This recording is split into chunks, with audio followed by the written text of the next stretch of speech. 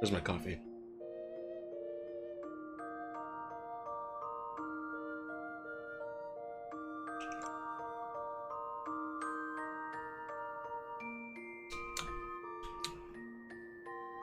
That's not bad. Twix iced coffee. Doesn't really taste like Twix. This. Alright, Yokai is going on. Restaurant, Dragon Quest, or fishing attempt. Okay.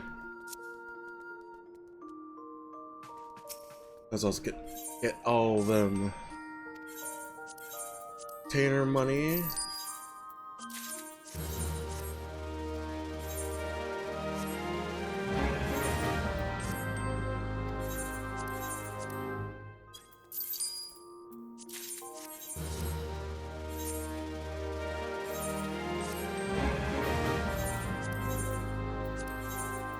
Man, I really need to catch up on crafting.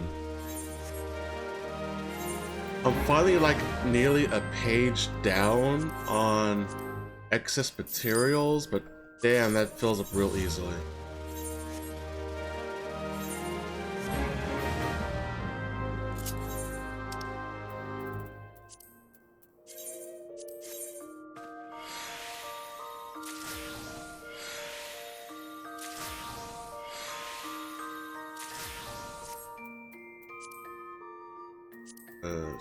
Let's see.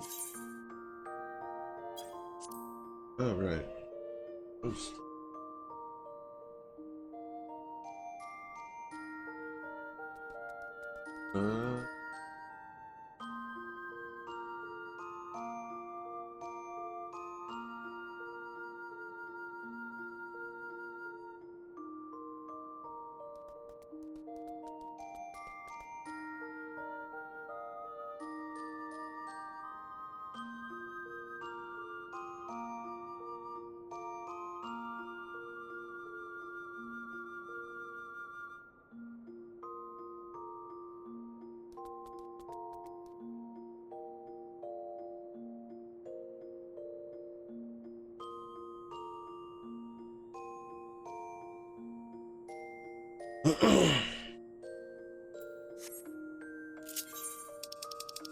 Let's go to that Dolmen Enclave.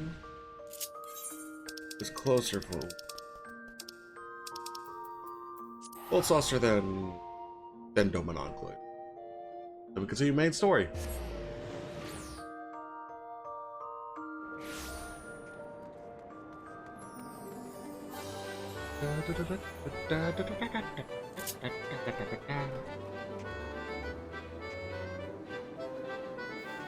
Man, he's been dancing forever. The Cry. Mastery? I'll go with the Cry.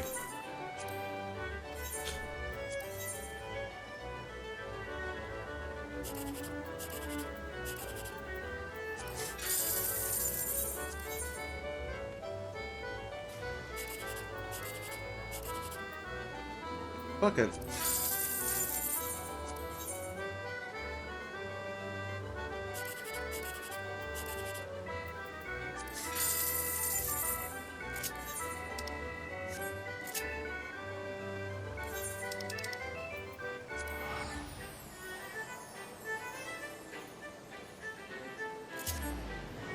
Oh shit, right, there's Nintendo Direct. I should watch that again. Or watch the new one.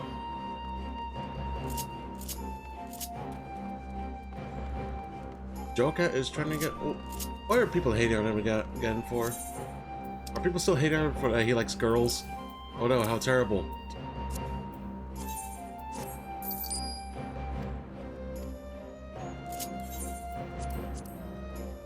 Finally, one full ass page clear. That's achievement for. I'm gonna screen cap that.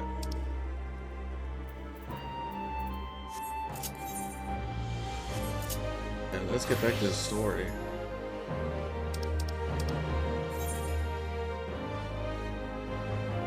No, that's not. No, that's not.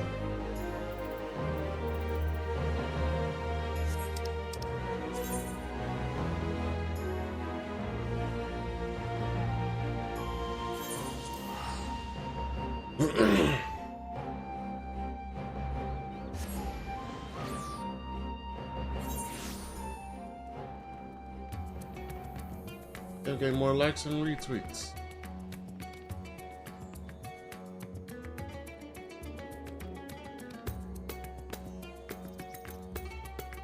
All my friends like it.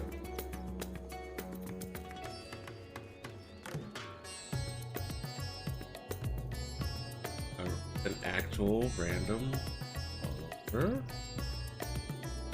Oh, it looks like it's another graphic, isn't it?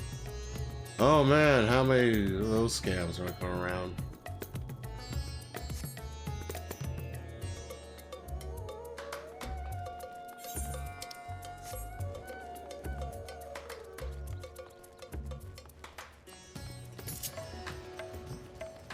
I do know Dawn Trail is coming out in like the beginning of next month, but I'm not going to be starting it at all because I'll be at the first vacation in years, and I don't want to start Dawn Trail without getting a new sword glamour. And like the ones I have are cool and all, but the Manderville ones look really cool, and I want to get those first. I hope you enjoyed the expedition at least. Otherwise, it was a heavy purse to pay for treasure map leading to a treasure we couldn't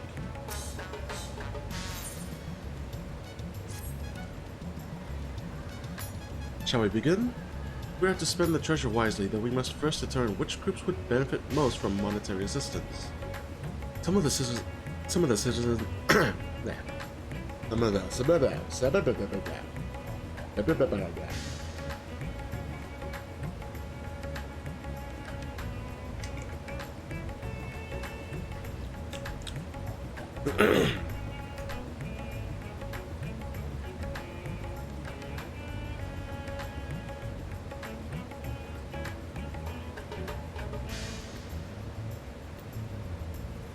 Some of my citizens may find it intimidating to speak with the Satrap directly, so I would ask that you act in my stead.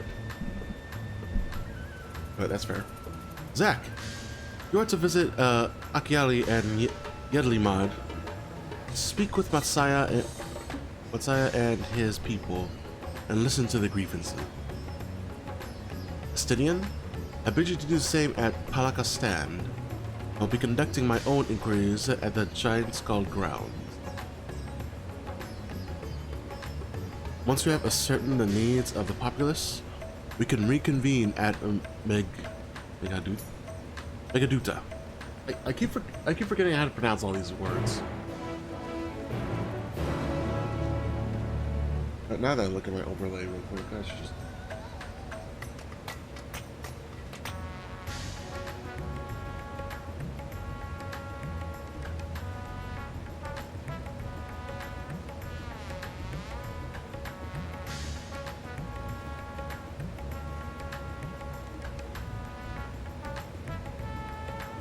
Probably good. Probably for the best.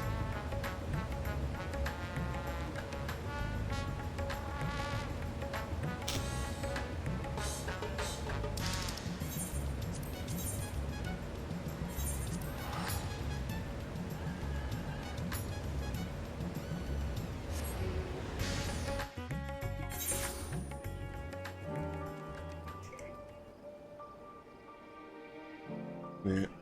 And shit, I have a lot of side quests to do.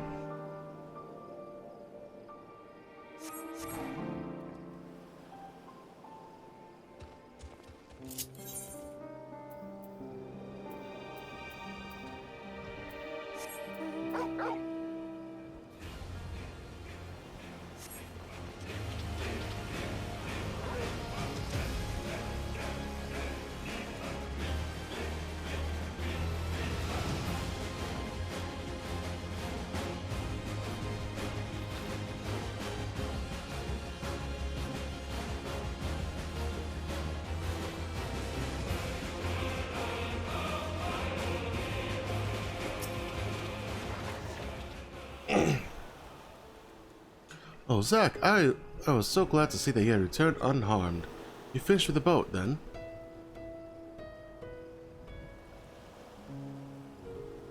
Anything the village desperately needs? I suppose Kalzal's loss hit us the hardest. I've been trying to find buyers for my fish, but although I sell a few here and there, it's much more difficult than it was before. Everyone's still struggling to rebuild their lives. For now, we're just banding together as best as we can.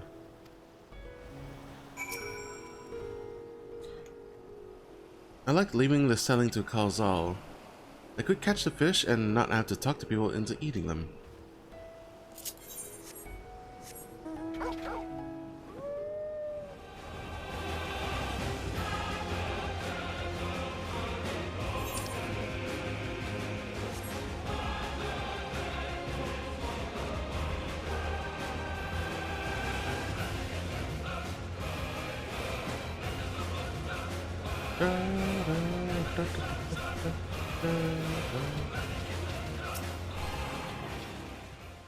Greetings and welcome, traveler. Is your first to visit the tavern there? Then you must try a special Amralasi. Its refreshing zest cannot be beat. What could such a wonder cost, you wonder? Normally I part with 3 bottles for the generous amount of 19,800 gil. But for you, I am willing to go as low as even 10,000. Be practically stealing from me.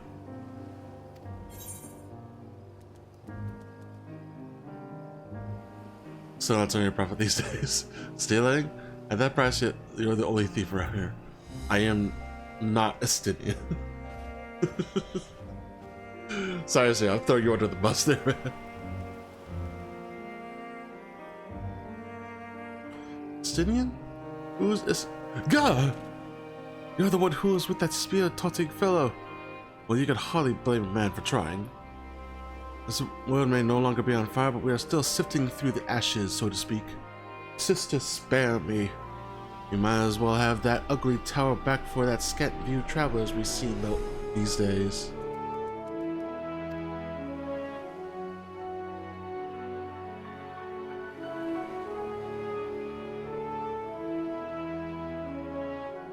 I myself barely have the coin to buy at local prices, I tell you.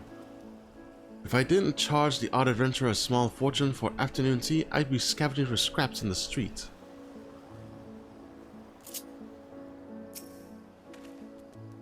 Times are lean, my friend.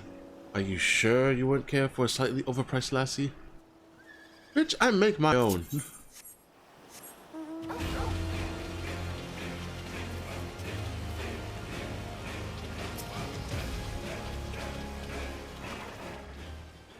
Sigh.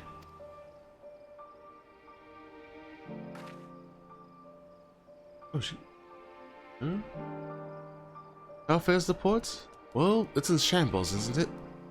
The trade routes are open once more now that the danger has passed, certainly. But no small number of merchants have had to sell their ships to make ends meet in the short term. Add to that the sailors we lost in the final days, and it's little wonder the flow of exports is no more than a pitiful trickle. Kalzal and his consortium were still with us.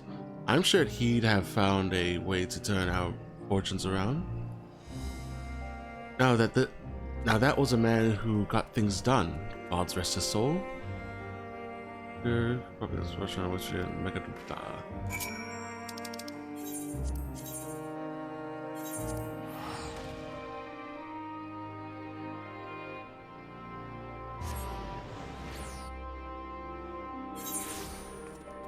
where's my phone?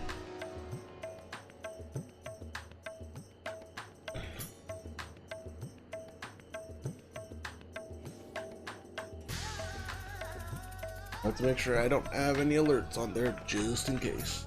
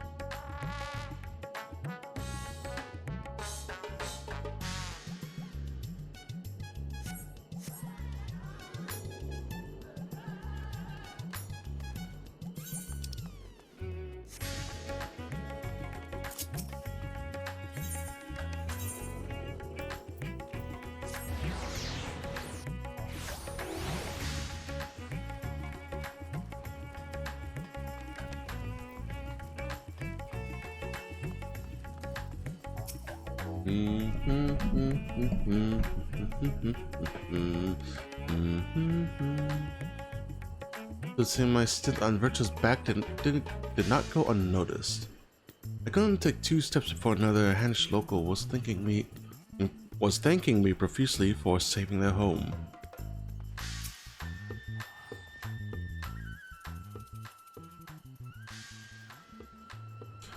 Ah, my advisor's return. I've just made it back myself.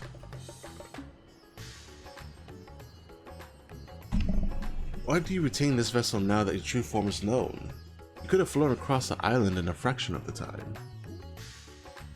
Be that as it may, the sight of a massive creature descending from the sky can be startling to say the least. Okay, you know what? That's pretty fair. And there are few places I can enter comfortably without risk of flattening some cart or stall. Yeah, that sounds reasonable. Fair enough. As for my inquiries, the people of Palakistan were unanimous in their reply. They are surviving. Resources are stretched to the limit when refugees were pouring in, but they persevered with some assistance from Yelimald. From what I understand, I have always been an independent community, hunters and foragers and the like, and I was assured that the jungle provides for their needs, for the most part. Palakistan has weathered the disaster better than most, it seems. I myself heard good news and bad. Quarrymen were cautiously optimistic, having just sold a full wagon of giant skull to a foreigner trader. But such visitors are few and far between. Compared to our best years, the weight of stone leaving Thavner has been light indeed. Our nation is small and isolated, its prosperity dependent on a steady stream of exports. We must identify any obstacles to the flow of trade so we may begin work to remove them. Tell me, what did you learn at Agyali and Yelimald?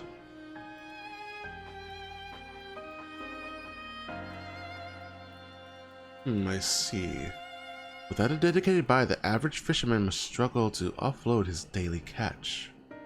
Which is why I believe we should first address the lack of ships and shortage of able-bodied sailors to Yelimald.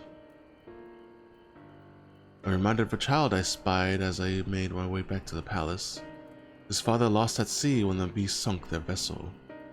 So many variations of the same tragic tale, repeated over and over. So many lives.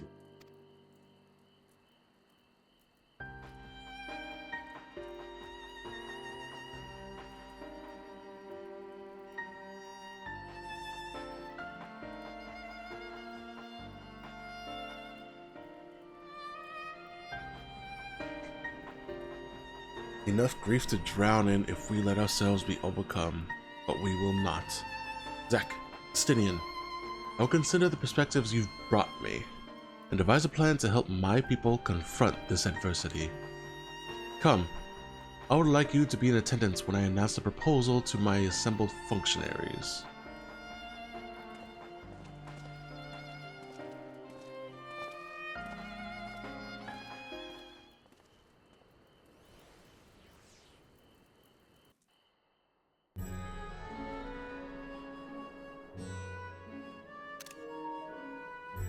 It's always so cool to see Virtua on screen.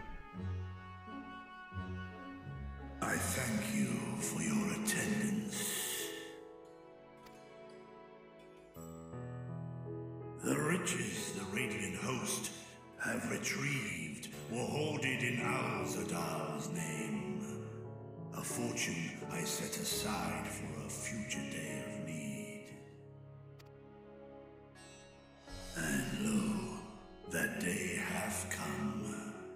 Made aid our wounded city in reclaiming its vibrancy and vigor. In better times, I would leave such a task to our capable Ahawan. God's rest his soul. Finding myself bereft of his counsel in the here and now, I will assume the responsibilities of mine office directly. Firstly, the treasure shall be sold for more convenient currency. Thence, invested into the trading port of Yedlamad.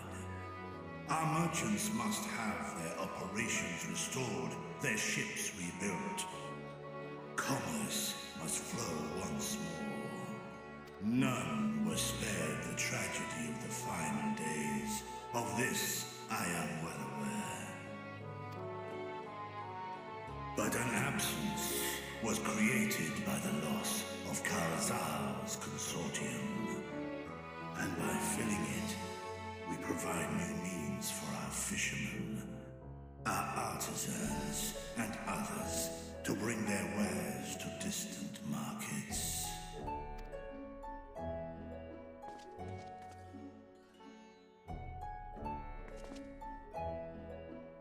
And what of the children who were left without family to care for them? That is a concern which weigheth heavily upon my mind. A simple gift of coin will soon be exhausted, leaving these young souls adrift on the fringes of our society. Nay, a proper solution is needed, one which doth guarantee their welfare for years to come. Thou hast surely seen how other nations rise to meet this challenge, adventurer. What dost thou deem the wisest course?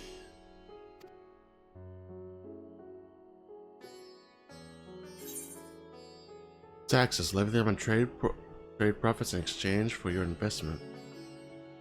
Takes a village. Beetleshire's orphanage was funded through trade in highly coveted goods.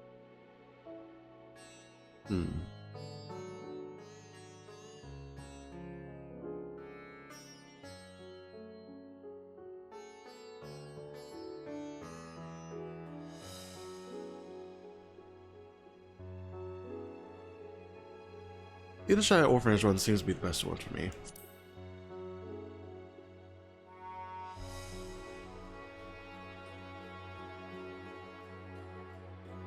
Of course, we can draw on trading profits to build a new institution. Let us put this idea into practice. A contract shall be written, requiring all who receive of Al-Zadal's treasure to commit a portion of their future earnings towards the running of an orphanage. Now, such an influential policy is deserving of a worthy name.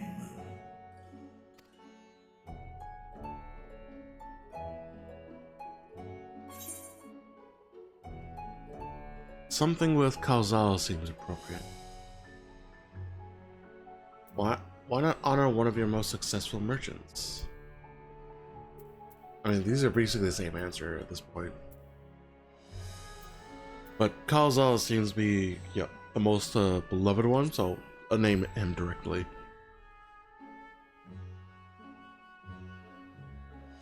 A fitting candidate. Kalzal should be remembered, not as the blasphemy which terrorized Thavne, but as a hard-working and generous man who brought much wealth to our shores. Do any among you object to this proposition? Many here lost loved ones to the beasts. In that time of strife, any one of us could have broken. Any one of us may have been taken by despair. When I think of Kalzal, I feel no hatred. Only a stinging regret that we could not save him as well. Isn't that right, men?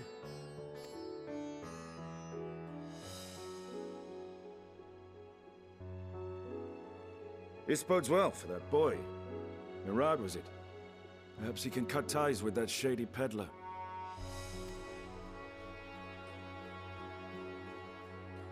Then let it be done. Henceforth, this initiative shall be known as the Kalzal Foundation. Hey. Nabdeen, thou art to assemble a patrol and ensure that no child in this city liveth in squalor.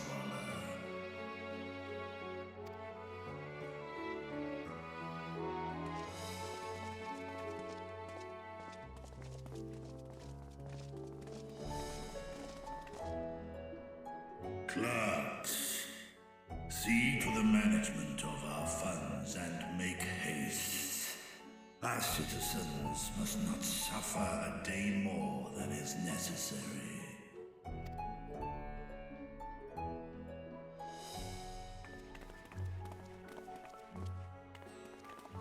Dragon and man, side by side in pursuit of a brighter morrow. Reminded of Ishgard.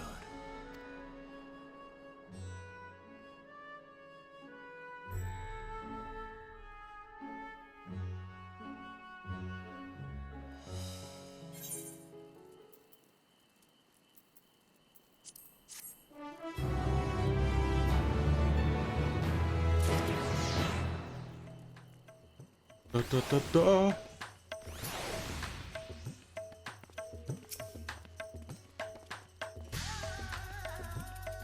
Virtua is warming to his role as Saprad.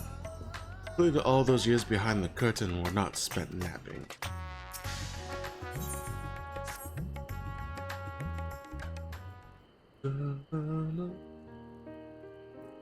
Thank you for putting forth Kalzal's name. Those whose lives he enriched will take comfort in seeing his legacy on. You will forgive me for not speaking sooner. I bear a message from Archon Y'shtola. She asks that you meet her at the High Crucible at your earliest convenience. Understood? Thank you. Y'shtola must have finished her study of the Void Gate. Shall we hear what she has to say then? I will go with you.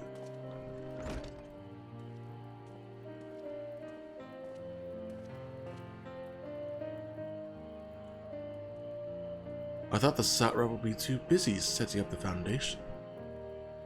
My clerks have been the well-oiled cogs of this administration since before Iwan assumed the office. They understand what needs to be done. I am curious to learn what conclusions your Archon has reached concerning the gate's unique construction. As you wish, allow me to lead the way, Your Excellency. Oh shit, that's right, I should finish the other blasphemy quests.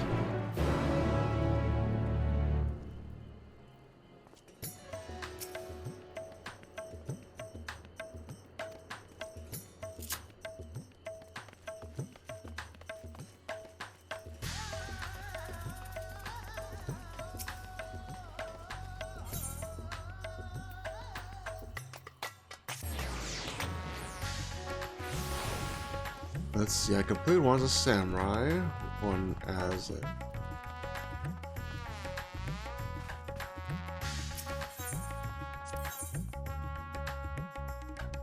magical range DPS, so...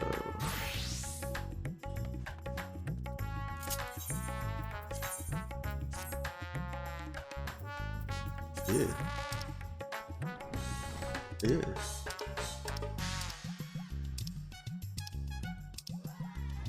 Yeah, let's glamour you up, buddy.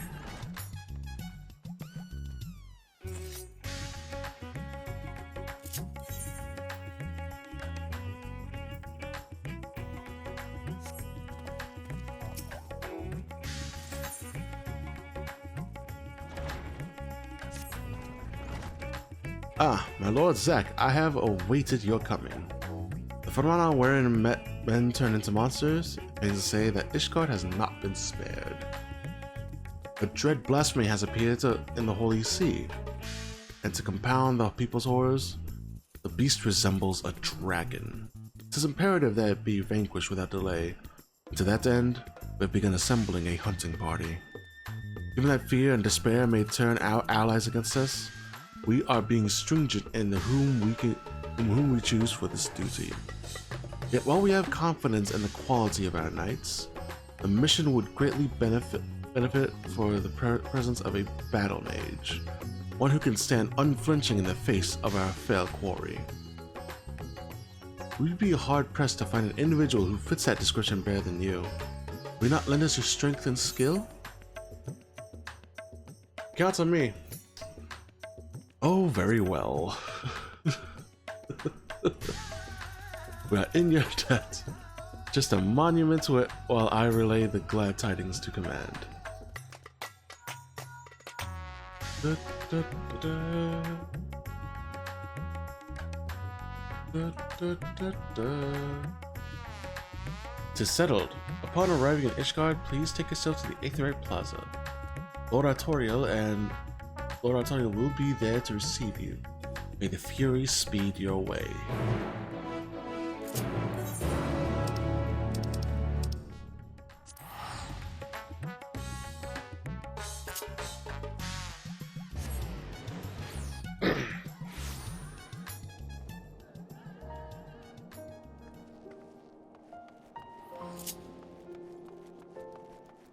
Hey, Artorial, buddy.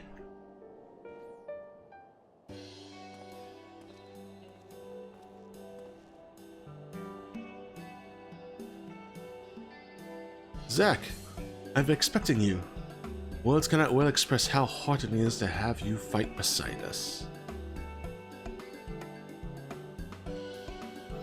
Allow me to echo that sentiment. Hey, Merc. Nice to see you too. Greetings, my friend, lest you wonder. Lord Artorial and I are leading the effort to deal with the blasphemy. With your capable self in the fold, I have no doubt that we shall succeed. Without further ado, I shall brief you on the situation. It was a handful of days after the first beast appeared in Radatzon.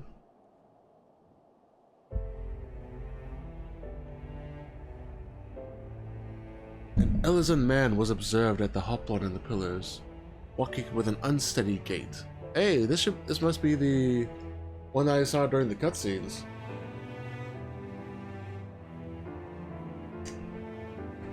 All of a sudden, he buckled over as if in pain, and before anyone knew what was happening, it transformed into a terrible, draconic beast.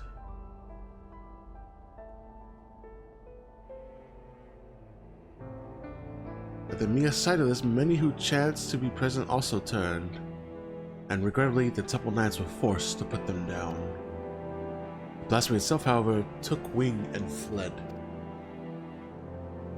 Profane Fafnir, we have chosen to call it, after the Dragon Man of Ishgardian myth.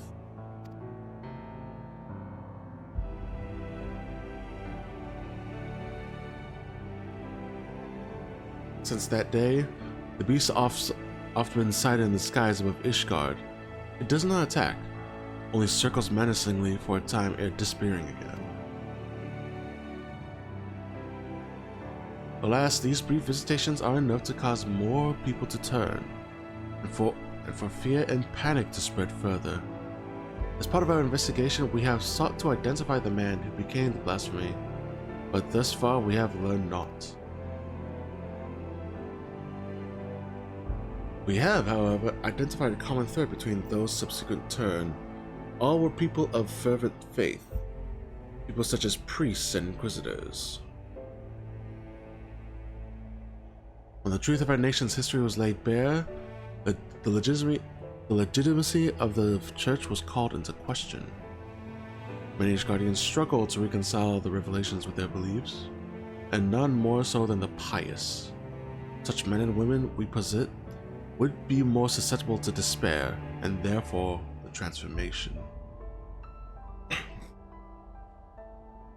mean, that makes sense, I guess. People were believing in something for so long, and then all of a sudden, they realized it was all a lie.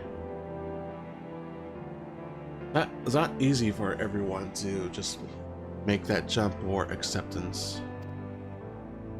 Let's find a way to stop it. Ishgard has only just emerged from a 1,000-year war, and we cannot suffer a great tragedy. Much less so soon. In order to obtain a better understanding of the situation, we intend to speak with a member of the clergy. The sole individual who survived witnessing the blasphemy's birth without being turned. Clem is his name, and he is a deacon of St. Renaud's Church. Or Renaud's Church. Come, let's seek him out there once.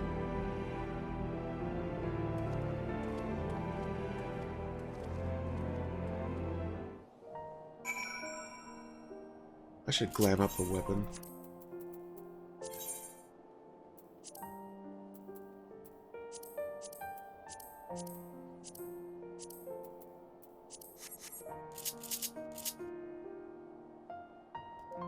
Wait a second.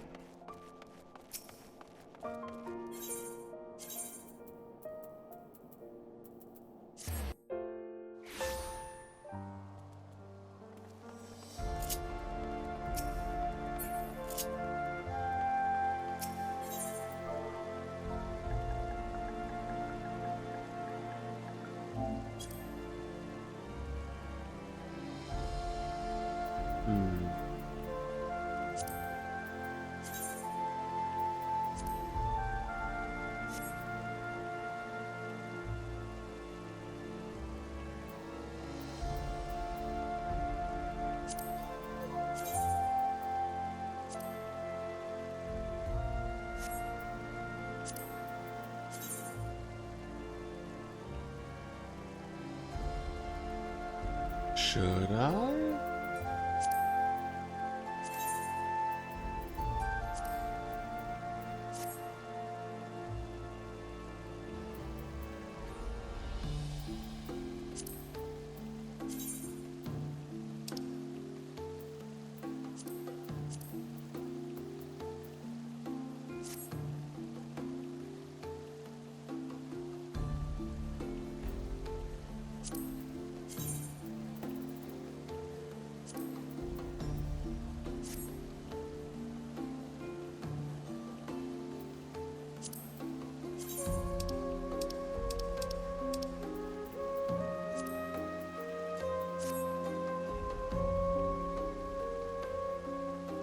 It doesn't really change the color all that.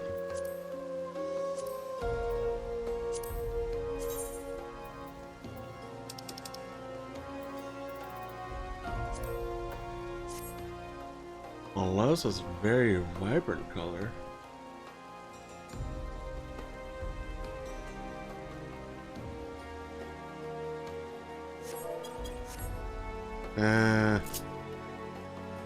On second thought, let's just do the old faithful.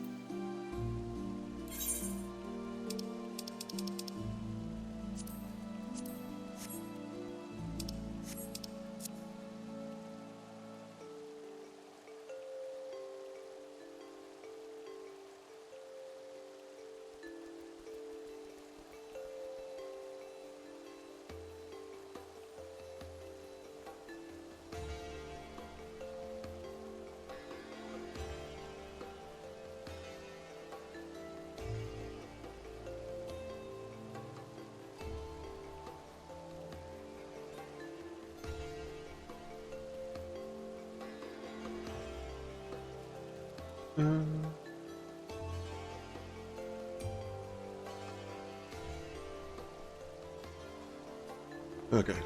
Back to it.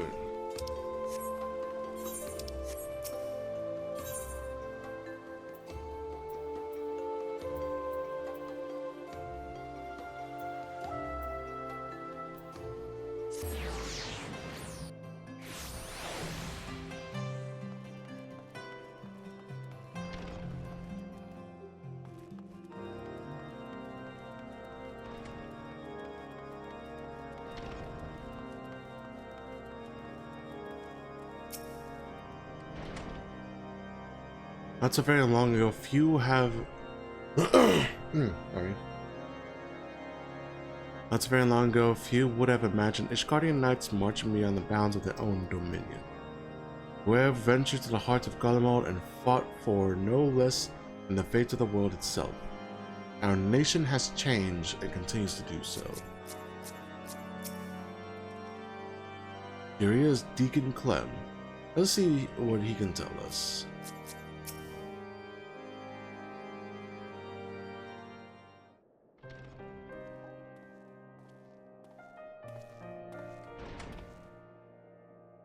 Lord Aymeric, Lord Artorial, and the savior of Ishgard besides, you do me great honor. I am Clem, and I have served as deacon here at St. Remenald's Cathedral. I understand you were among those at the Hoplum when the incident occurred. We give thanks to the Fury for your merciful preservation. We now seek to prevent the blasphemy from wreaking further havoc. And would appreciate any details you can provide. Low though we are to make you recall unpleasant memories, will you not recount to us what you witnessed that day?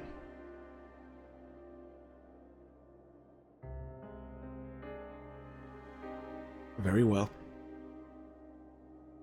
We are presently relocating the vault's libraries to the cathedral, in case you were unaware. We had finished delivering a batch of tomes, and were on our way to bring over another. As we approached the Hoplin, we noticed a young man walking unsteadily. No sooner had he come to an abrupt halt than he transformed into a draconic beast. The fiend fixed us with a menacing glare, and it was all we could do to find our wits and flee. But to my compounding horror, my brethren who were with me began turning into monstrosities as well, one after another. Praise the Fury that you, at least, were spared, Deacon Clem. I cannot imagine how frightening the experience must have been.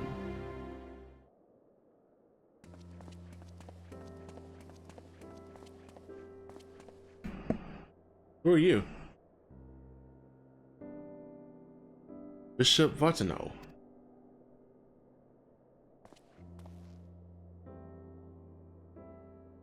Forgive me if I interrupt. I was informed that our stalwart protectors were present. I wish to express my gratitude. From the bottom of my heart, I thank you for your service. I pray that we shall soon be free of the scourge. Indeed, if there is aught we might do to aid your efforts, you need but say it. You are most kind, your grace.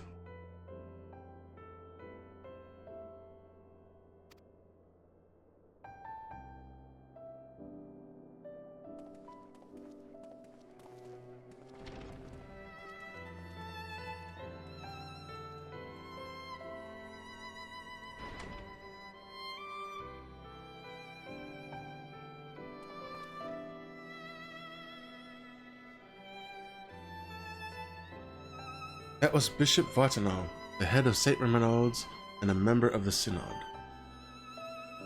And the seat of the Archbishop vacant he is, in effect, the highest authority in the Ishgardian Orthodox Church.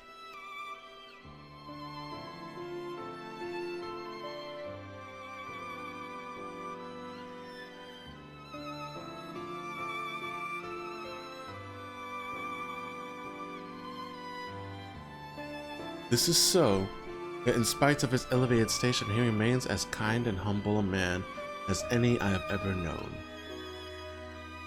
Like his grace, I will do all that I can to help shepherd our people through this uncertain time. To that end, there's a request I would make of you, if you can spare a moment to consider it.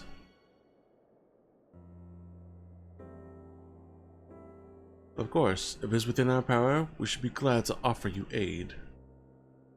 Thank you.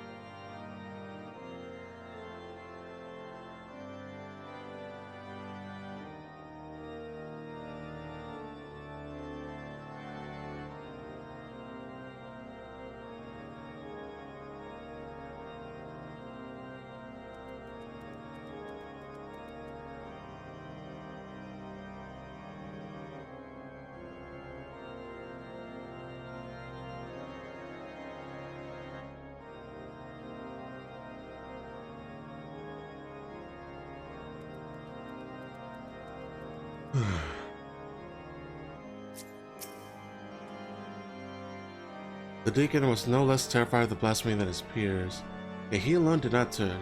By what grace was he spared? What manner of request could this be? His tone bespeaks urgency. In the wake of the transformations, a group of clergymen fled the city in fear. Yet though they sought refuge in the wilderness, they put themselves at the mercy of the elements and fell fiends both. Given that the cause of the transformation is not clear, I think theirs was a decidedly unwise decision. I wish to set out and find them, but I am not trained in the ways of war. As such, I require those who are to accompany me in the search. So that is the way of it. Suffice to say, we will help. Do you hope whither your fellows may have headed? The Western Highlands, I believe. Between Gorgang Mills and Hemlock, there's no shortage of abandoned dwellings in the area. Very well, time being of the essence, I propose we split up and scour separate areas. Zack, if you could escort the good deacon in Gorgang Mills, Lord Artorial and I will tend to Hemlock.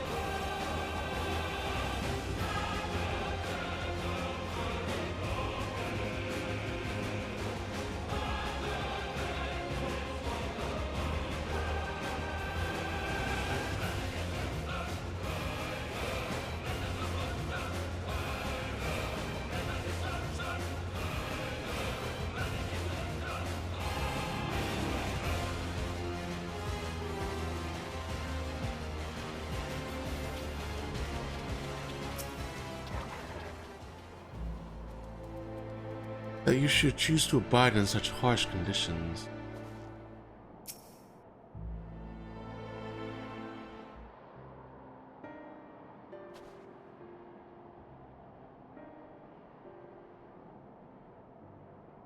You! Ah, I see, you found them.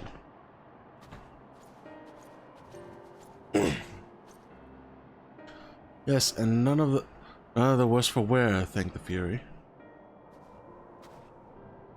My friends, forgive us if we have given cause for alarm. We come out of concern for your well-being. Though we understand why you quit the city, we fear you have placed yourself at greater risk by coming here. His Grace Bishop Vartano too worries for your health and prays for your swift return. So please, will you not allow us to escort you to the Holy See? I assure you, you will be much safer there than in this wretched place.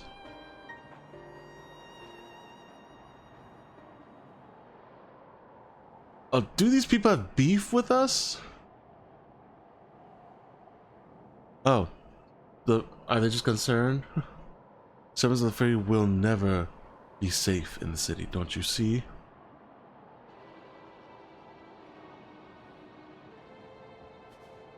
Oh yeah, never mind, they got beef with us. This is your fault. In your accursed revolution, the people disdain us, mock us behind our backs, and spit in our faces.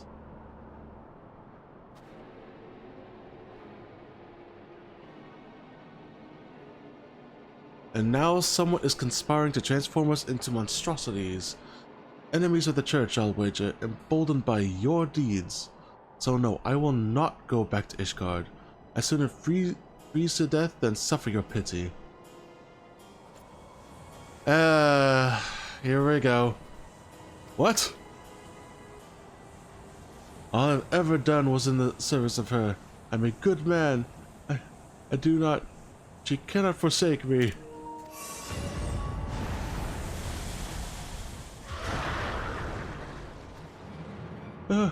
Alone preserve.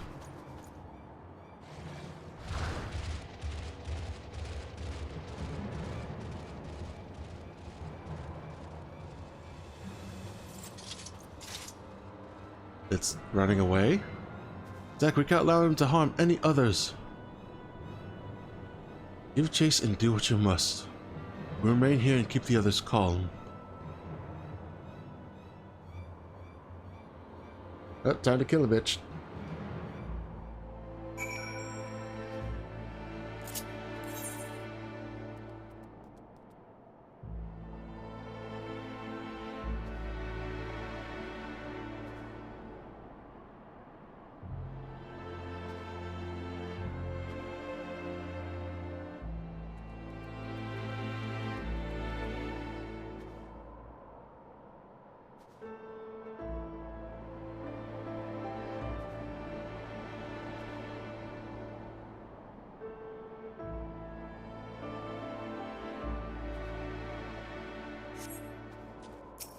What did it say?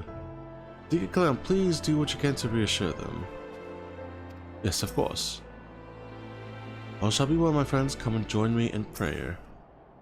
Don't worry, Buzz. See to the beast. It cannot have gotten far.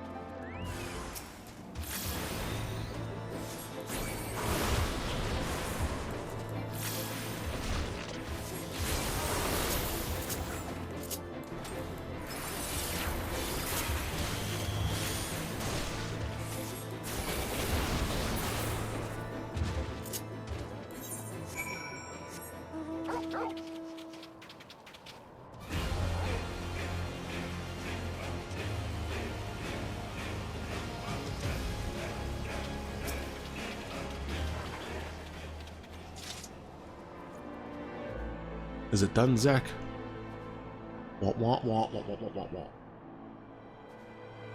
My thanks. What happened to is most regrettable, but we must be grateful that no one else came to harm. While you were gone, the deacon was able to convince the others to return to the city. Let's escort them back at once and then reconvene at a congregation to consider our next course of action. For our purposes, we have the use of the strategy room. Announce yourself to the guard without, and he will show you in.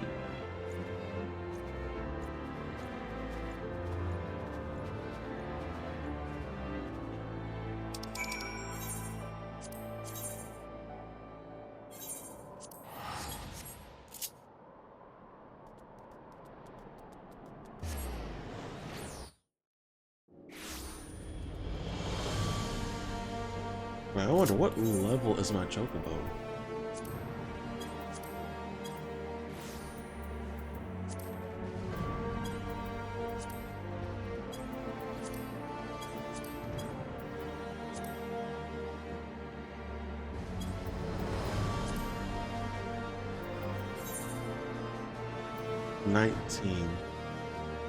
Almost max level.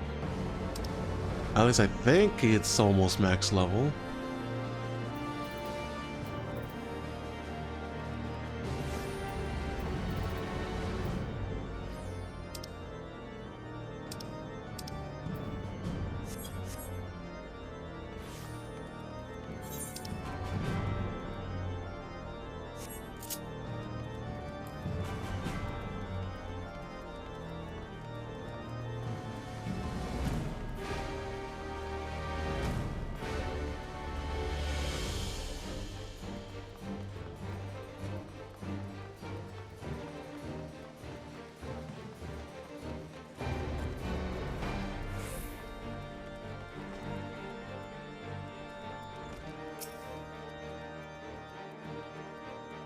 But Aimrek and Artorial awaits you within the strategy room. Will you be joining them now? Yes.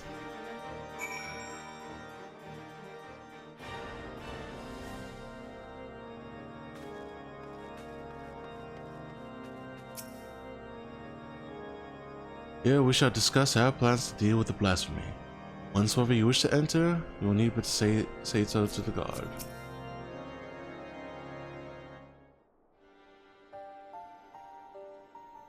Lest you wonder, we have taken the clergymen of St. Remenald's to rest and recover. The truth be told, the thought that they may still succumb to despair and turn remains at the forefront of my mind. Yet the risk would be greater still were we to keep them at arm's length and deny them the comfort of the church.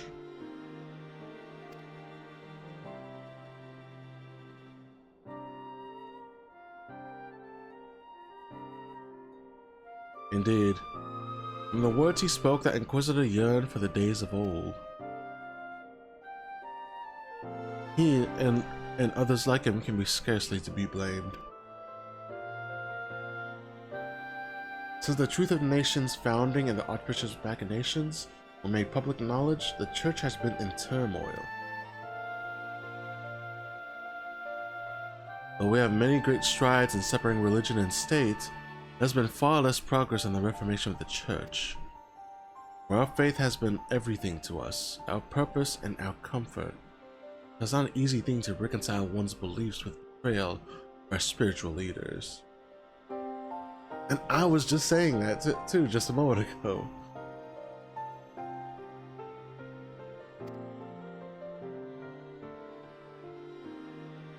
Thus torn between their hearts and minds, many Ishgardians feel lost, and none more so than the members of the clergy, whose faith was once unshakable. Little wonder then that the most dedicated and devout are like to turn. So it seems, but further investigation is needed ere we draw a definite conclusion. With the war's end, Ishgard has set out on a new path. The choices we make now shall determine our course for the future.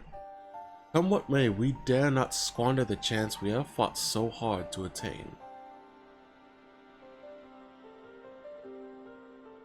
Once the returned clergymen have sufficiently calmed down, I shall have their deacons speak with them, and we might gain insight into their individual plights. Good. Meanwhile, I shall take the opportunity to brief my men on recent developments.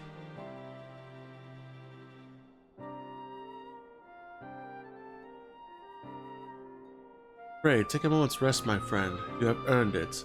When you are ready to continue our work, you may seek us out here.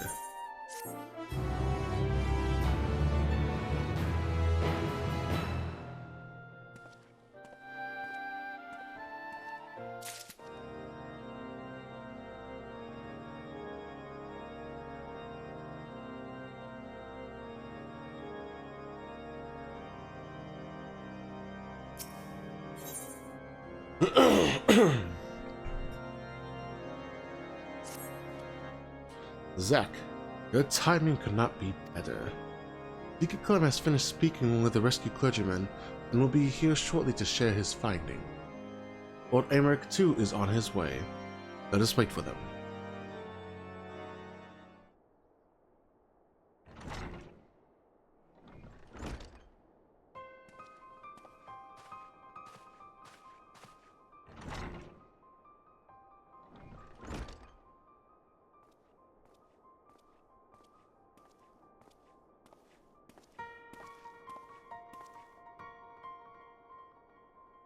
Deacon Clem, we thank you for making the inquiries on our behalf. There was no imposition in the least. As I said, I am glad to do all that I can.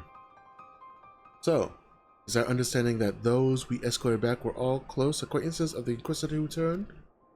Like him, they had been the subject of harassment by certain quarters of the populace. Is this correct? It is, and I'm afraid. I'm afraid. And they are far from alone. Men of the cloth were once afforded respect and defense as servants of Alone, but now they are openly reviled by many. We were complicit in perpetuating terrible lies, this is true. But we too were misled. We too are victims. Yet we are regarded by some as criminals. Well, I do understand the people's anger, but it saddens me to think that they would thus lash out at their fellow man, especially when we need solidarity most of all. Though I can imagine your plight, I would not presume to fully grasp your pain. Will you tell us of the challenges you and yours have had to face since the war's end?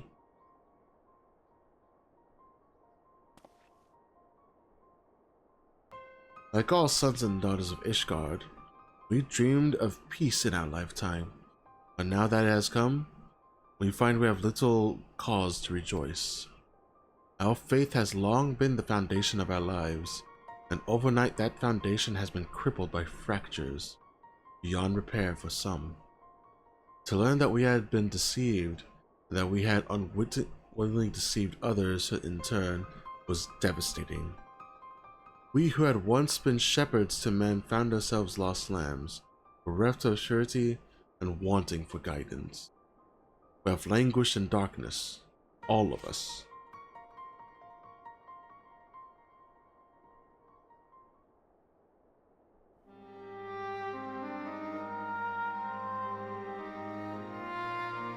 Yet I have faith that the church will redeem itself, that will find a new path and again become a beacon of hope for the people. I see. Thank you for sharing this with us. Your testimony has confirmed our suspicions. According to our allies, that which causes people to turn is none other than their despair and anguish. If it wasn't before, it is now abundantly clear why members of the clergy are among the transformed. That you do not, I believe, is due to your unwavering faith in the church. In light of this, we would not ask for your continued cooperation. Oh, we would ask for your continued cooperation.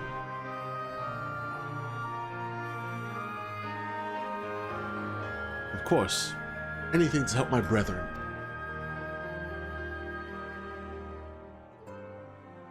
Now that we have established the cause, that leaves us with the mystery of Profane Fafnir's identity.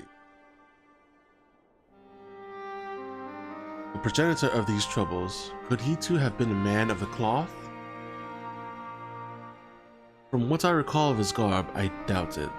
He was dressed in the common fashion and inadequately against the cold besides. It is said that something of the individual may remain in the blasphemy, influencing its behavior. If we can determine what instincts drive Profane Fafnir, we may learn who it once was, and this knowledge, I believe, will prove vital in our efforts to stop it.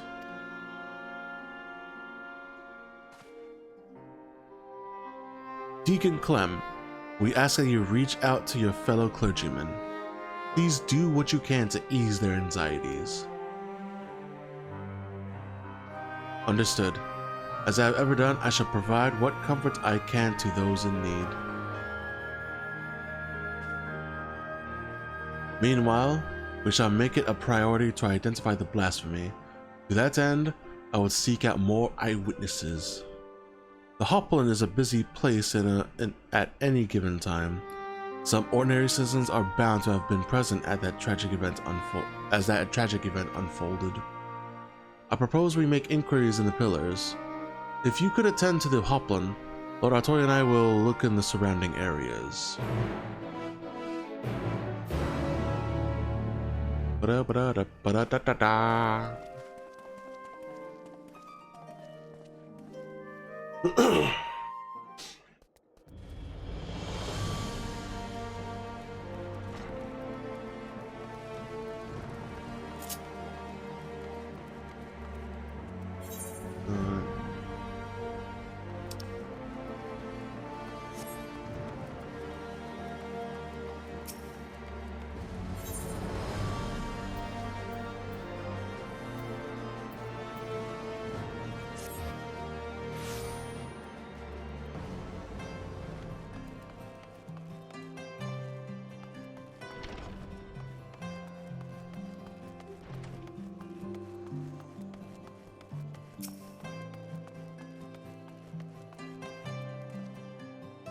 I wasn't present for the incident at the Hopland, but a young man poorly dressed for the call that I did see.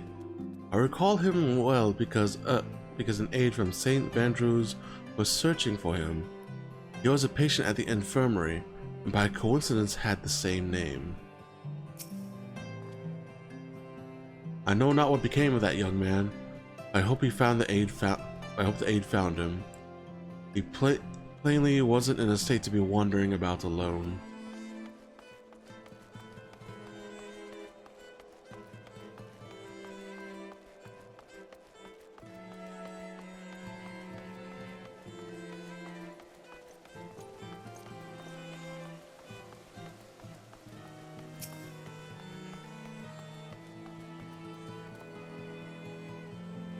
The dragon that appeared at the Hopland? Aye, I saw it with my own eyes. One moment an Elizon, the next a terrible beast. He was a heretic, I take it? That dragon was massive, let me tell you.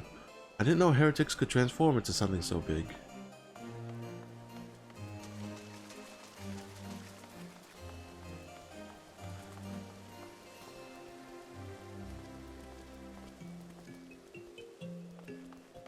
Bold to assume it was a heretic, but at the same time understandable. Because, I mean, well, like, the heretics have transformed into dragons. It was a heretics, right? That was Isael's people, right? They took like dragon's blood to transform. No, I didn't see that dragon, nor would I wish to, frightful as it sounds. They say it wasn't a Dravanian attack, but if not, then what was it? Whatever that beast was, I pray I never have to lay eyes upon it. I'd sooner forget it was ever here.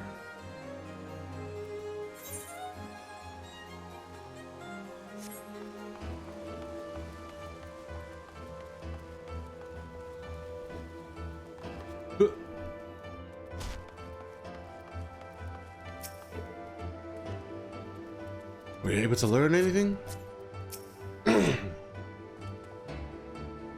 you go, Zach. Did your search yield any fruit?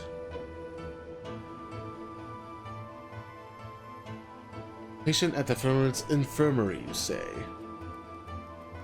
Among those with whom I speak, one claims to have witnessed an individual fitting that description. A man walking in a stupor, who did not seem to feel the cold. If he had wandered straight out of the infirmary, it would explain his state of attire.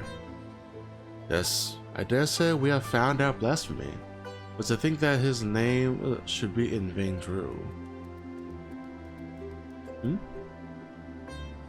Tis the same as that of the former Heavens Ward commander, Sir Vaindrew de Rochemont, for whom the infirmary is named.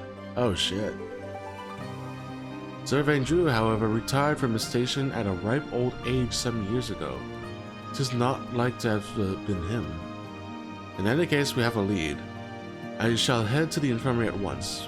Pray, wait for me in the broom.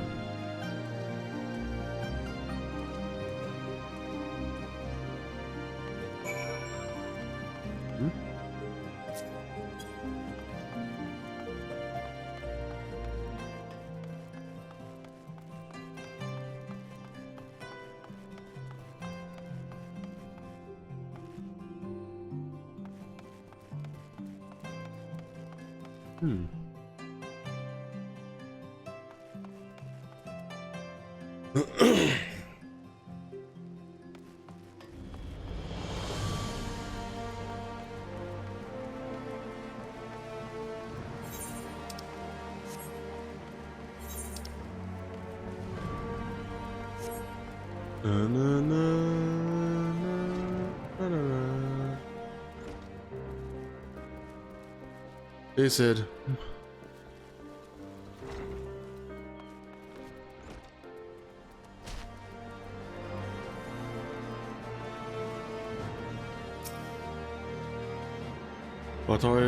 Victoria should not be long. Let's wait here.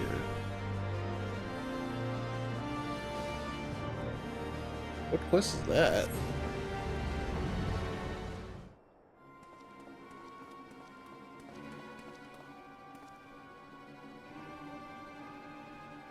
This is Loverick, the aide who was in charge of Vaindrew. Have you found him? Oh, please say you have. We have not, I am afraid, but we seek to, and hope that you could tell us more about him. When we ask how he came to be at the infirmary, he was found by patrol in the Central Highlands. After being treated for his hurts, he was brought to us for convalescence? As I say, man, that's a word I haven't seen in a long time. That was an old paladin skill. Being in the prime of his years, he had been doing well, but then prime of his years. By all accounts, he is no old man. It seems safe to assume that it isn't Sir Vaindrew. Oh no, he's definitely a different person, as I told Lord Artorio. And though he gave his name as Vaindrew, he seemed rather confused, and we had no means to confirm his identity. In his state, he shouldn't be wandering around on his own. Please, you must find him.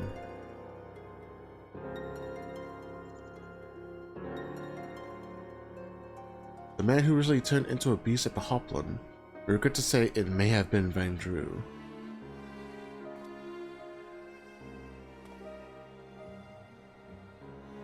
What?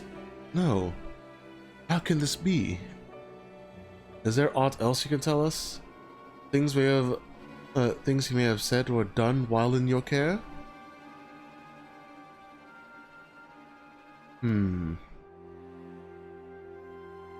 While he was still unconscious, he would often ramble, but most of it was incoherent. He mentioned the archbishops many times.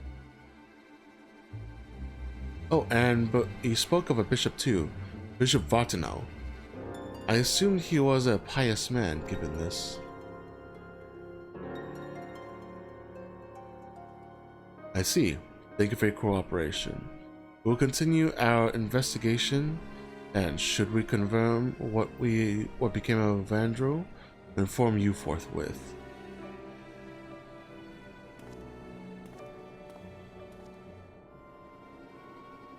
Let's return to the congregation for now.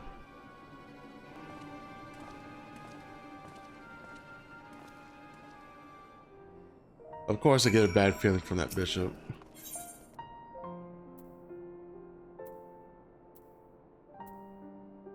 Is it Imperium?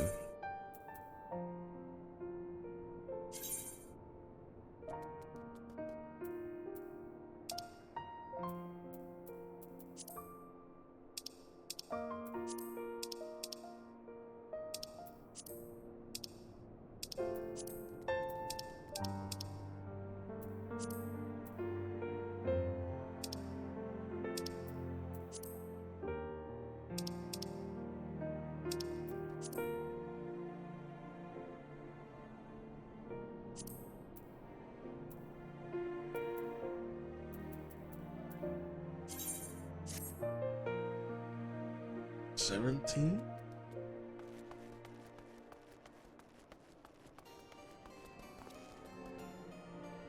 I mean, it's not a bad place to live. But I do like having I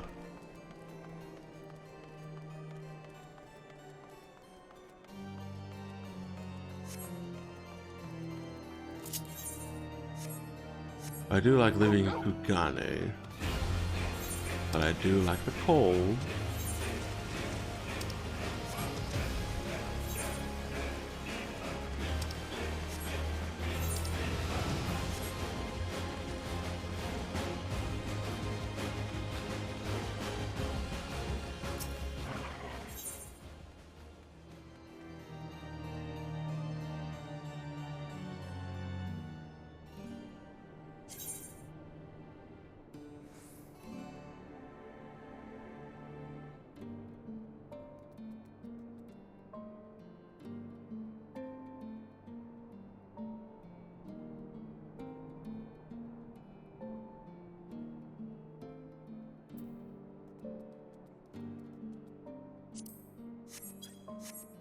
Meh.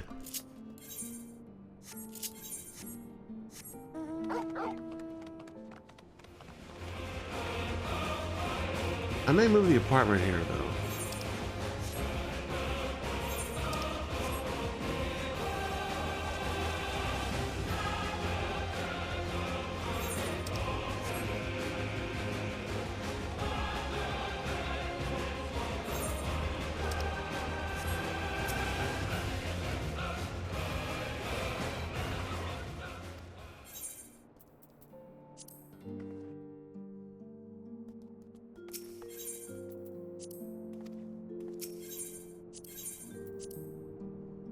Is it a quest in the firmament? Oh yeah, it is.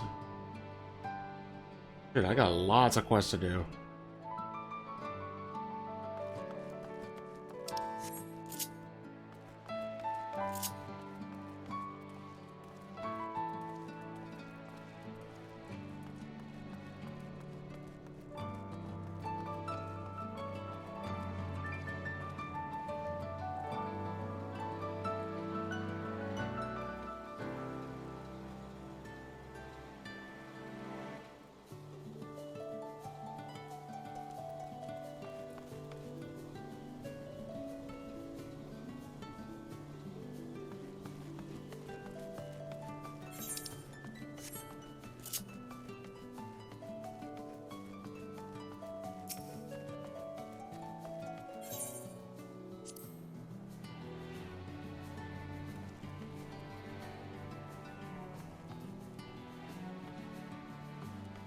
Man, there are so many quests I missed out in 2 years. Holy shit.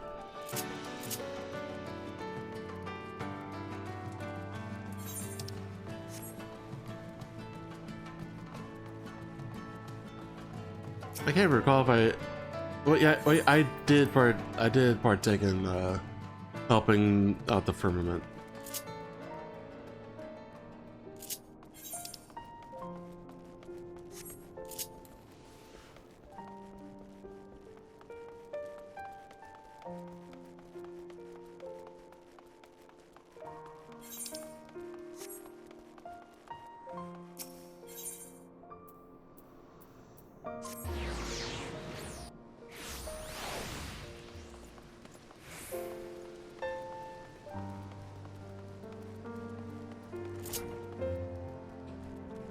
Who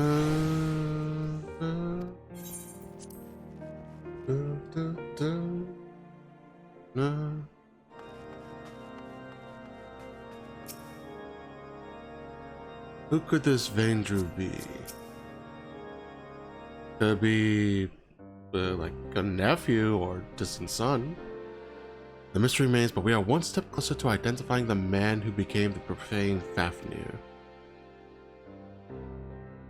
I feel that the bishop is like trying to cause shit so that people believe again.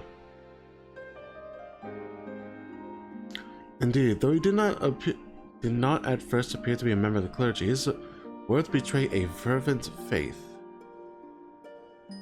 And how curious that he could speak not only of the Archbishop, but Bishop Vartano specifically.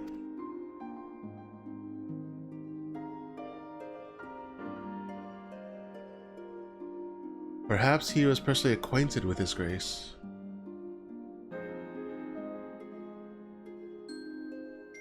In light of the possibility, I believe we should speak with him directly. Agreed. I'll request an audience, but His Grace has many demands upon his time. It may be a while before we are seen.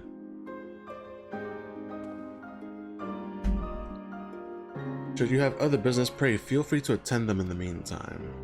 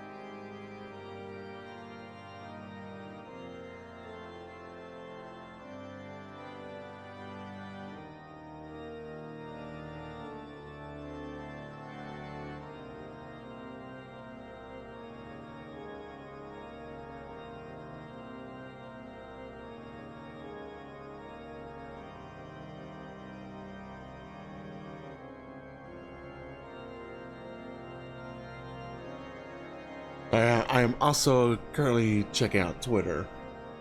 I'm seeing so much shit on Joker. Like, what the fuck? Dude likes girls, and somehow people took offense to this. And it's not even like, well, it's like Eagle was saying like, hey, I like adult girls of any kind. People found like very offensive apparently. Zach, excellent timing as ever.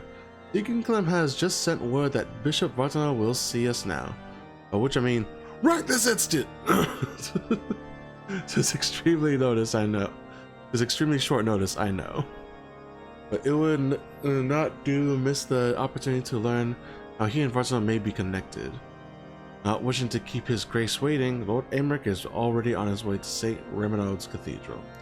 Come, let us hurry there ourselves.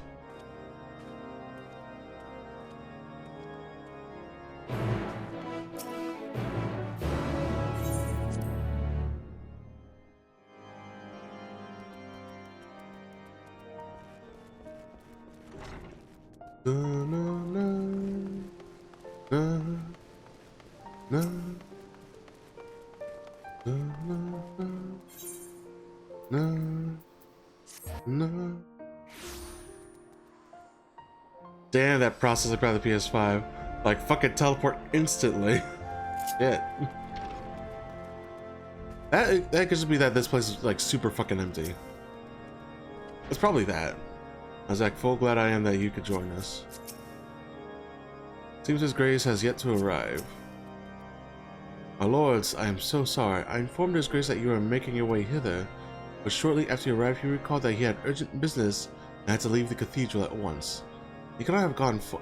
He cannot yet have gone far, though. If you so wish to search for him in the hopes you can steal a moment of his time.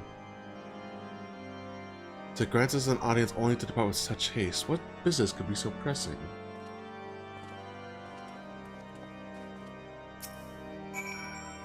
His grace has yet to return, I'm afraid.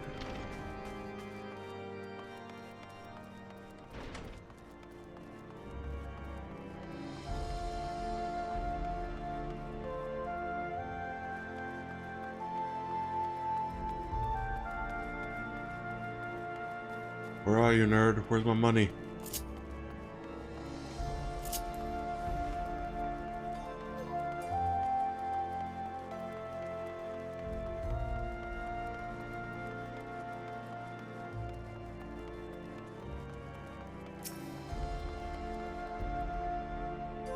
I found his grace, Zach. Well now, even the savior of Ishgard should be here. Why so nervous, buddy? Your grace. Perhaps it's simply our misunderstanding, but we were under the impression that you had granted us an audience. Okay, he is sus as fuck, yo.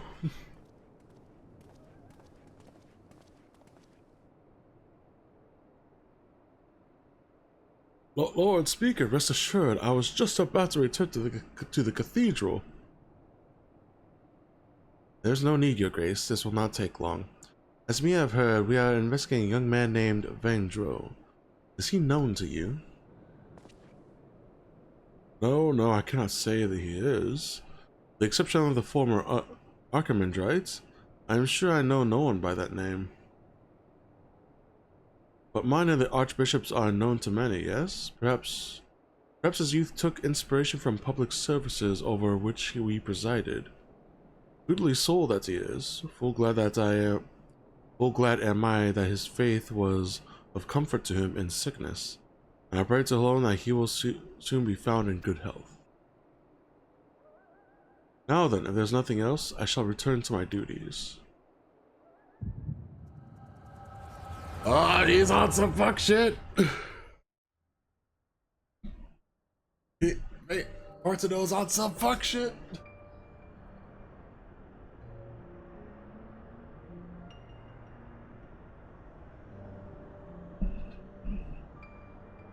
Oh yeah, these guys are in Az's Law. That's totally gonna go well. Fear not, Your Eminence. Eminence, I shall carry on your legacy. Motherfucker, trying to reform the fucking shit. We have completed the preparations as per your instructions, but are you certain this will work? It will. It must. Lord Aymeric spoke the truth when he revealed the Archbishop sought primal powers to strengthen the people's faith. I could not bring myself to believe it, not at first. When in the course of cataloging his Eminence's personal articles, I came upon his journal. Therein he had written that, through abundant aether and fervent prayer, it is possible to make gods of men. All the power we require lies in this place, this Az's Law. By channeling the essential elements into the soulless flesh and sword we found,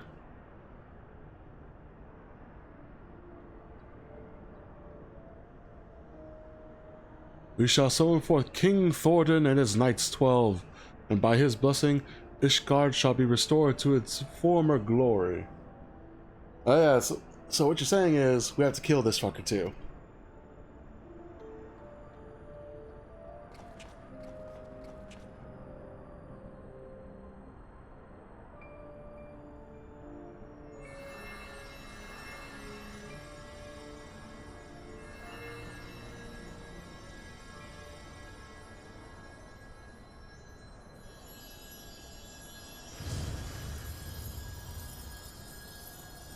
Gee, this can't go wrong in any way.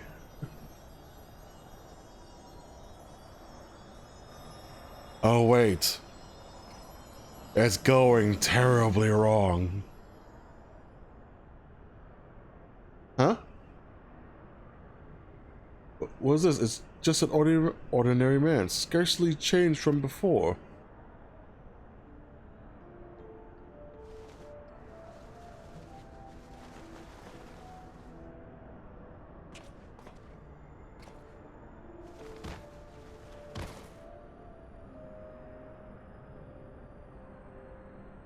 Got up, walked 3 steps, and fell down. Okay. His Eminence, I must protect. Ugh. Cloned Elizin. Wait a second. Isn't this the guy who tried to kill me before? Like, isn't this the guy that killed Harsherfont? When he threw that bolt of light? Oh no, this isn't right. Confounded, perhaps I overlooked something. I must return to the Holy Seat and review the journal. Your Grace, what shall we do with this thing? Leave it. 'Tis a failure without use or value. The denizens of this place will deal with it soon enough. Crazy old fool.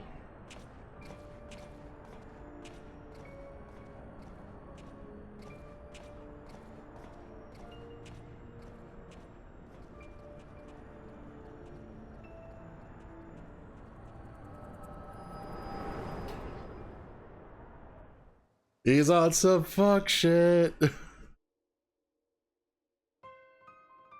Zach, are you well? We perchance granted a vision of the past?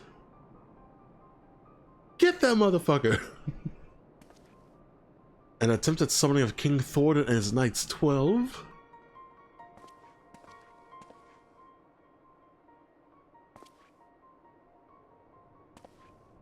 Your Grace, you should know full well that summoning is strictly forbidden. You will accompany us to the congregation and explain yourself.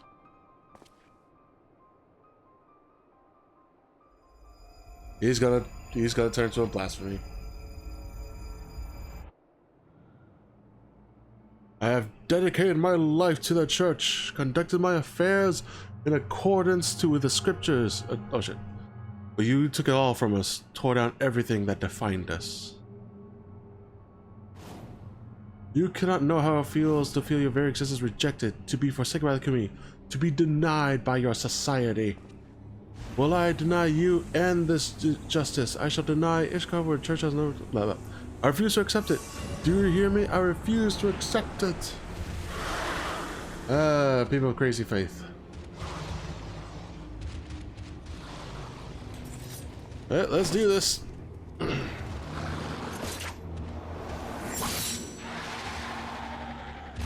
Oh.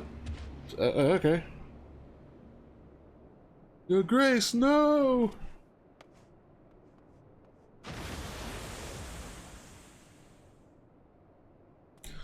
Ugh. I should come to violence yet again. Would that your hand had not been forced, my lord.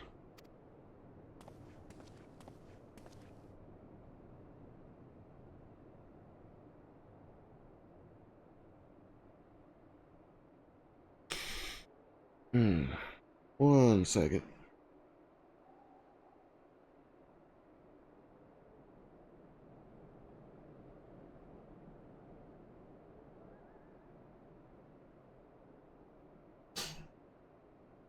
Deacon Clem should not be alone at this time. I shall remain with him while tending to the aftermath.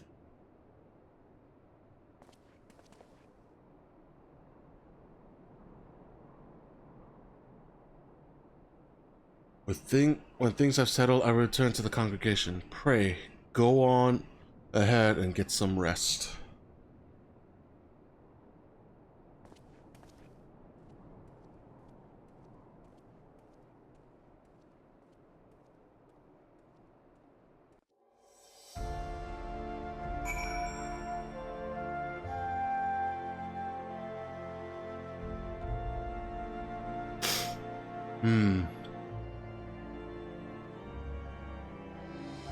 So that would make this blasphemy quite dangerous, because it's a primal of such of sorts.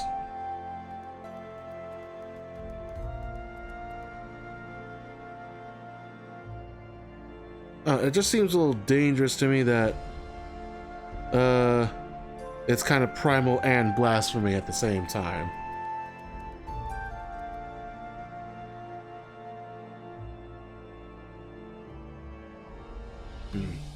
Oh well, we still gotta get...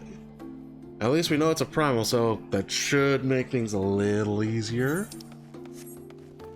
A little bit, I think. I hope. Sort of. Kind of.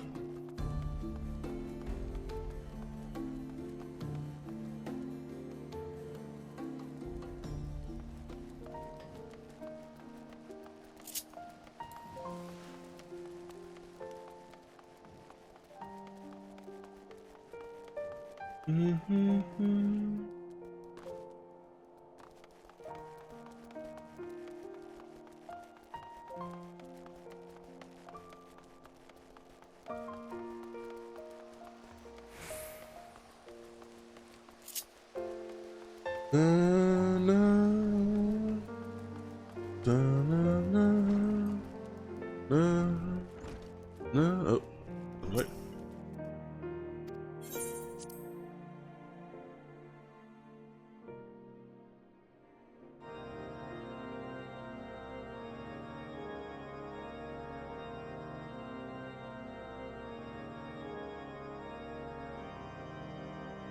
Hmm?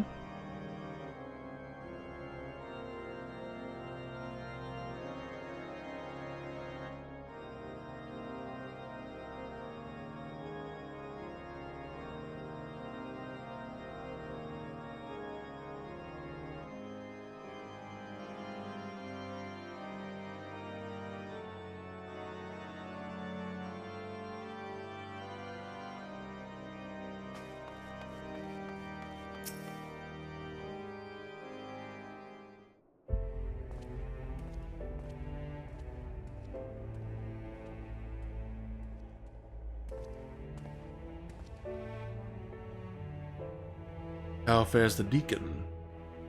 Well enough, given the circumstances.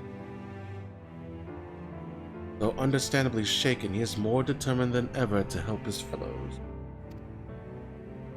Truly, he is possessed of a stout heart. But to think that even the members of the Synod could succumb to despair and turn. The crisis gripping the church is far graver than I had imagined.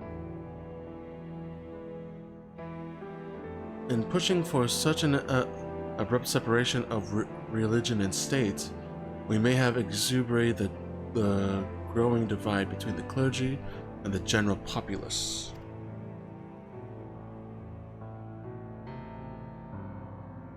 Zach, will you recount in full of what you witnessed in your vision? It's a primal, yo.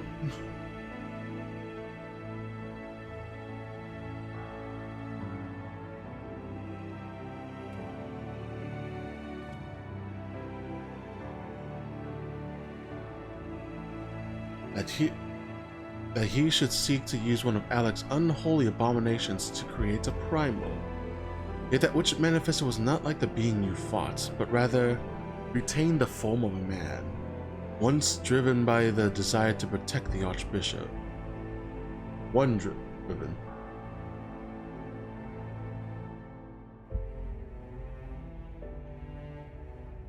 We may safely assume the bishop did not have sufficient ether. Bereft of Nidhogg's eye, the sword of Echelon no longer has such power. Nor does that of the warring triad remain to be harnessed thanks to your valorous intervention. But if the summoning failed, how did the clone come to possess life? And what purpose drives it? Lack of the Aether notwithstanding, the necessary components were present for a summoning. Perhaps the ritual itself was a success, and the vessel, though imperfect, arose as a champion of the Archbishop. Yet how did he come to be in the Central Highlands? You believe that this clone and the man who became the blasphemy are one and the same? Nay, I merely speculate. Yet considering what we know of the clone and Vaindrew, it would seem a likely possibility. Whatever the truth may be, it will not elude us forever. But first, I must lay some groundwork for the next phase of our investigation.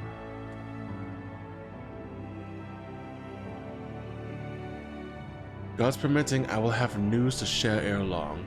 So pray, look in on us when you can.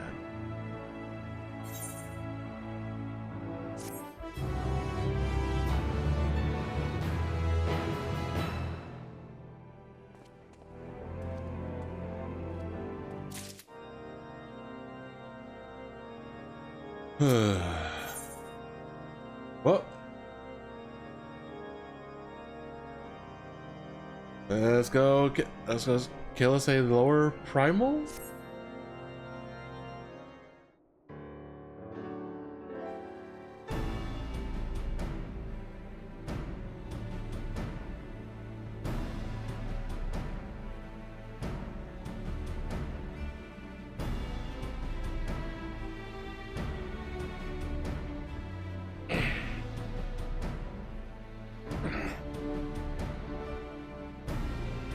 Jack, you're ever a sight for sore eyes.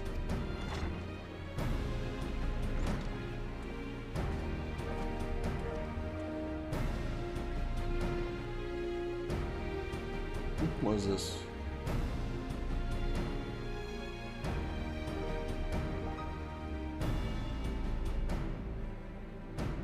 Oh, shit.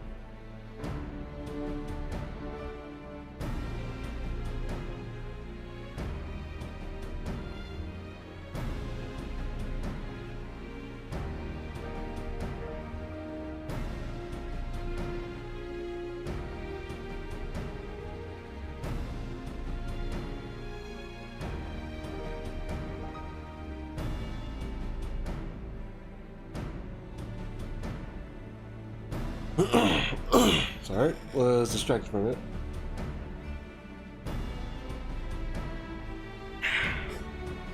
Let me get a cough drop real quick.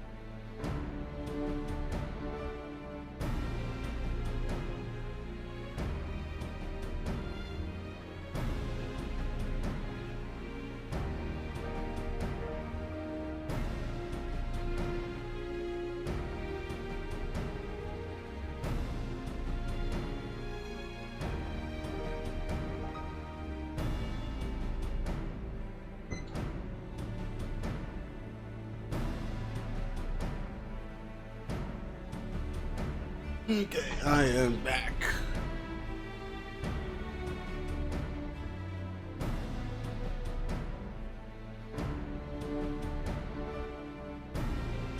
Ill tidings, my friends. I dispatched the Temple Knights to find the clergyman who aided in Bishop Gavardinal's summonings attempt. Regrettably, when confronted, all turned and had to be put down. Without their accounts, how then to ascertain that the clone and Vengdrew are the same individual? Maintaining the assumption that they are, perhaps we should instead consider how Vengdrew may have found his way to Coerthus. According to Zack's vision, he was abandoned in NameIsZ's law. But what did he do afterward? And there is but one way to ascertain the truth. We follow his trail. I shall go and search for the clone in NameIsZ's law. If he's still there, then we are dealing with a different individual. A splendid idea. Leave the floating continent in your capable hands. Meanwhile, Zack and I shall retrace Vengdrew's steps when he first appeared. Upon being found in the Coerthus Highlands, he was taken to Camp Dragonhead. Let us begin by making inquiries there.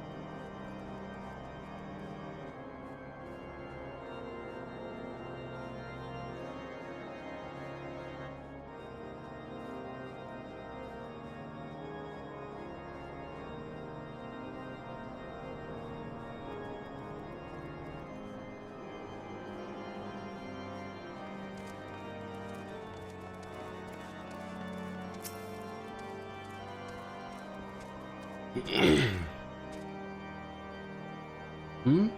Investigating the stranger we found, are you? I was involved myself, so I can't tell you much about the fellow. But in case it is of interest, earlier the same day, I caught sight of an airship flying dangerously low. It soon disappeared into the brewing snowstorm, looking none too steady.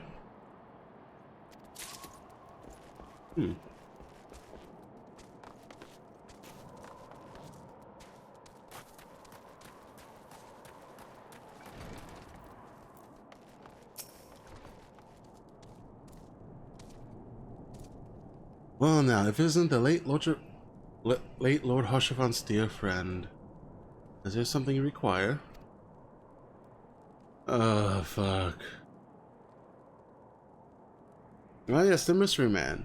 I was wondering those who tended him. I was among those who tended him. He was not attired for the snow, much less a snowstorm in which he had been caught, and was suffering from frostbite.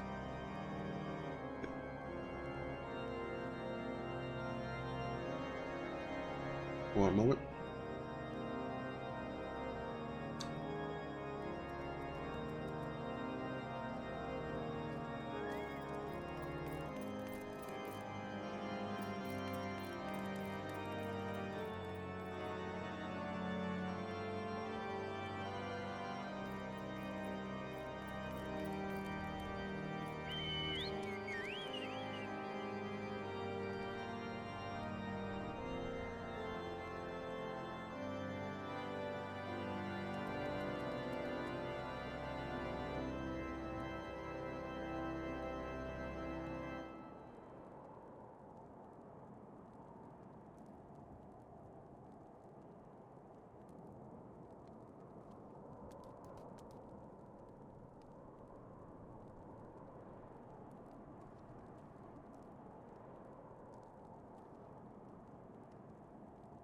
When people are extremely cold, they may mistakenly feel that they are warm and disrobe.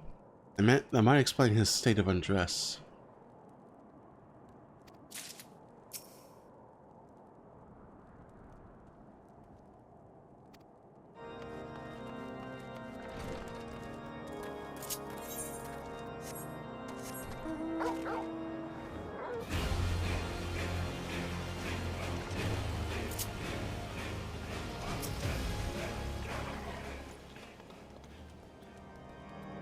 It is ever an honor to receive you. What brings you to our humble camp this morn?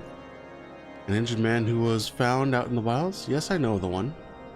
I was with the patrol that chanced into him north of here, at Providence Point.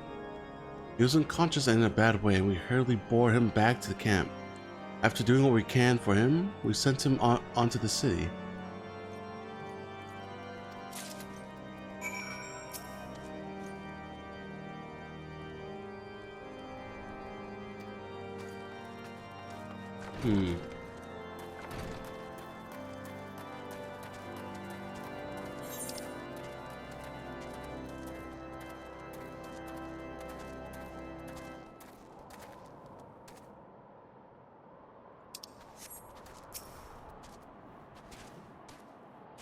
There you are. Were you able to learn aught of interest?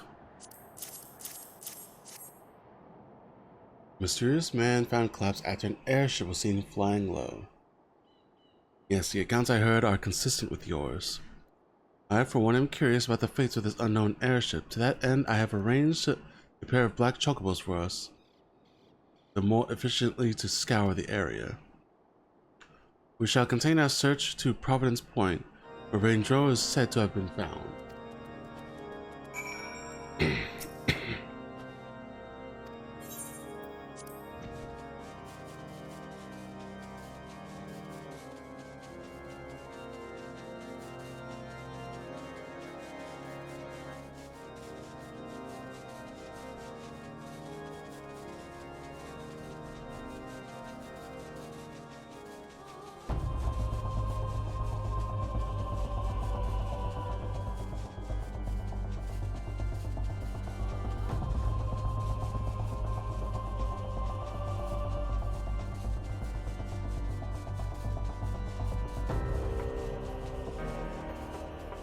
Nothing so far. Let's continue northeast.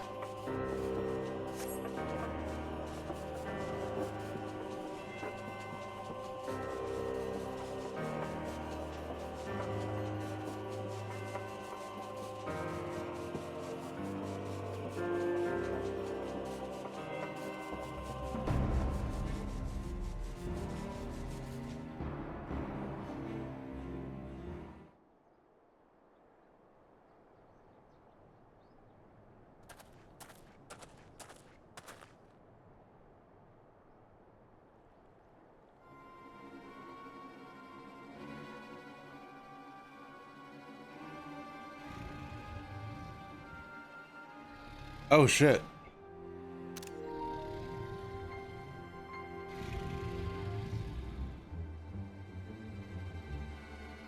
By the Fury, it's the blasphemy.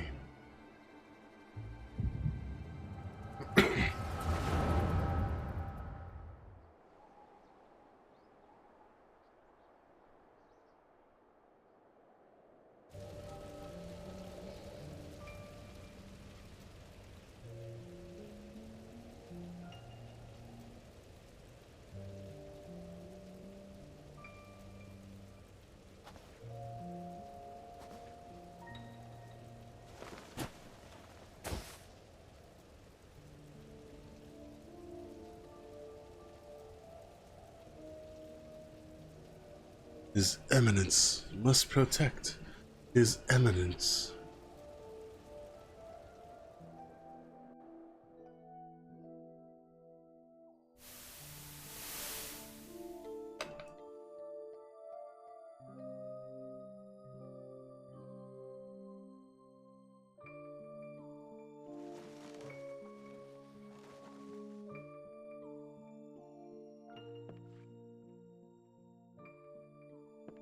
Ah, you're finally awake. Alone be praised.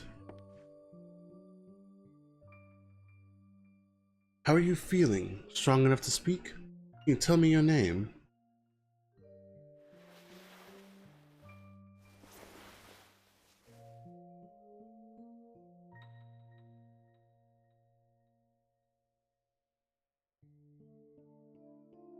My name? My name is...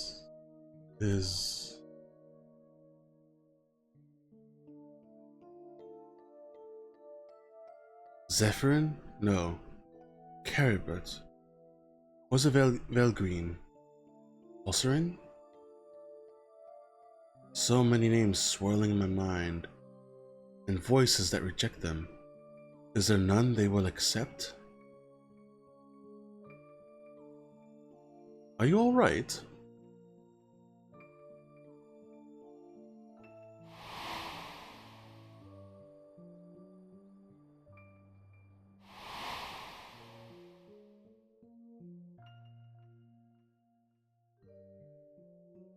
Vaindro. My name is Vaindro. Well now, that's the same as our infirmary. I dare say fate has guided you to us. So Vaindro, if you are feeling up for a little conversation, can you tell me about yourself? Anything else you remember? Anything at all?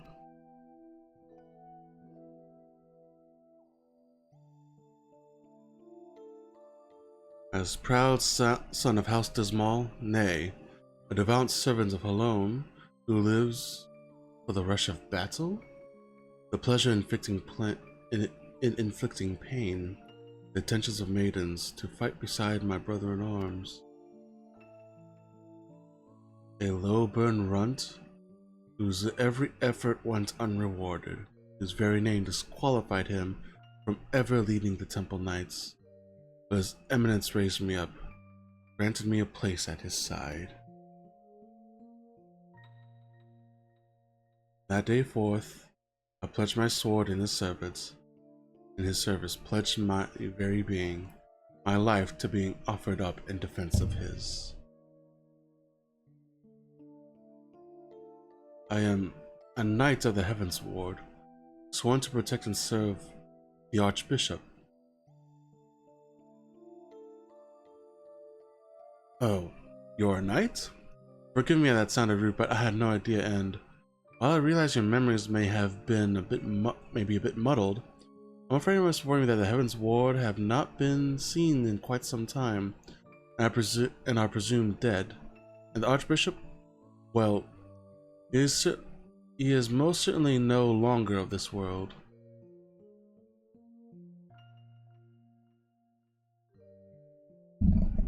Whoops, it bumped the mic.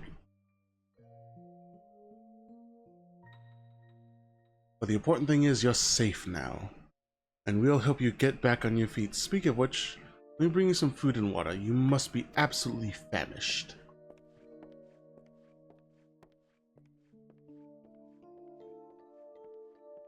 Oh shit. Is the Archbishop dead? No, this can't be. How can I still be alive when he is not? Oh man, he's got beef with me, doesn't he?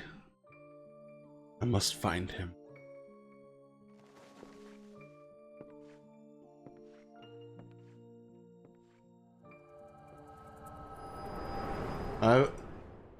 This man might come back and have beef with me.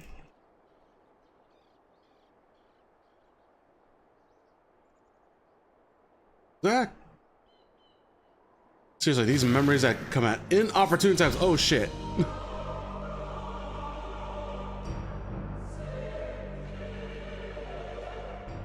For the glory of King Thornton.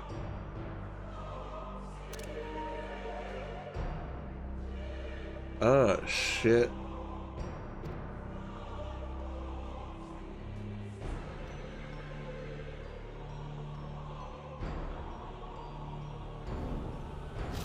Oh yeah, he got beef.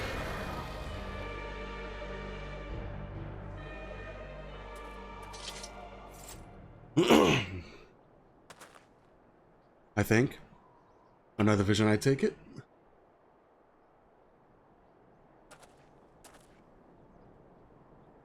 Let's make for Ishgard. I expect that Lord Artorial will return soon, if he has not already. We should both be glad to hear your tale.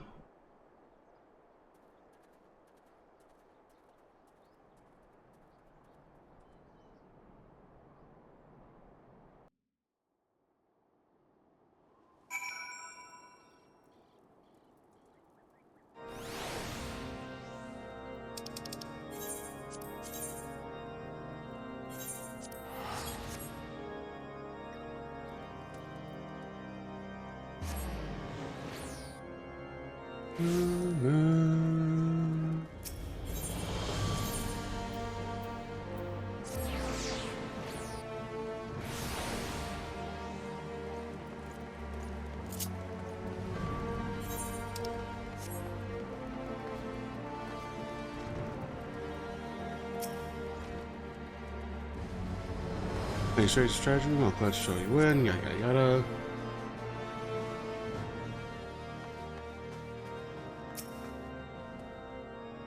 yada. Zach, I pray your search was more productive than mine own. So this is kind of one of my mistakes, kind of, sort of. I mean, I didn't bring him back, but he's mad because of me. Everyone's here? Excellent. Were we able to find out about our clone Azazla? Nay, not but discarded Ascalon remained it. How fared you with your efforts in the Central Highlands? For the course of retracing Vangero's steps, we came upon the wreck of the Soleil. I suspect he found the vessel abandoned Azazla and tried to use it to return to Ishgard. But he crashed en route and was subsequently rescued by a patrol from Camp Dragonhead. So it would seem, and the Archbishop's airship was not the only thing we found. Profane Fafnir was there too. The creature chose to flee, but not before Zack had a vision of Vangero's past. Why, my friend, share with us what you witnessed.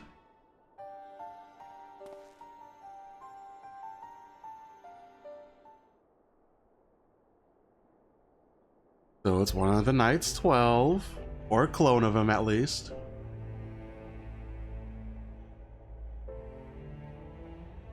All the pieces fit. It is as you surmise, my lord. Vaindro and the clone are the one and the same. And in his despair, he turned into the blasphemy. Yet the confusion he exhibited when he asked his name, as if he wasn't sure of his own identity. According to the Scions, primals retain the memories of their previous incarnations. From this, it may be assumed that the clone harbors the memories of all those who became King Thordan and his Knights 12. Though he struggled to reconcile these conflicting memories, he managed to settle on the name Vaindro. The voices within are clearly in agreement when facing Zack, the mere sight of whom drove the blasphemy to flee. Above all, however, they share in the desire to protect the Archbishop. This desire was seared into Vaindro's very being, and when he learned that he no longer had a purpose,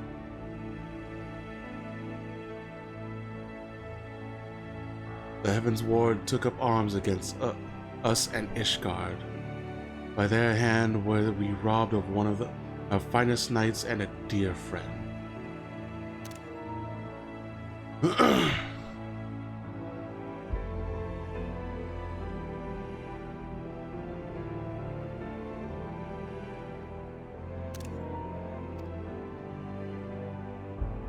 Even so, I will not wish such a terrible fate upon them. Well, you're a better man than me, Aymeric. The self-same fate inflicted upon a full many clergymen, and a fate I fear ordinary citizens will succumb to if we fail to act. Also fair. You have to keep an eye on the bigger picture. The people will not soon forget the betrayal of our church's leadership, nor should they. But absent the comfort and stability once afforded to them by the institution, they have become lost, and are all too invulnerable to despair. The people don't have to forget, but they need to move forward. The church can be still a source of comfort, but things need to change. Don't forget. Never forget.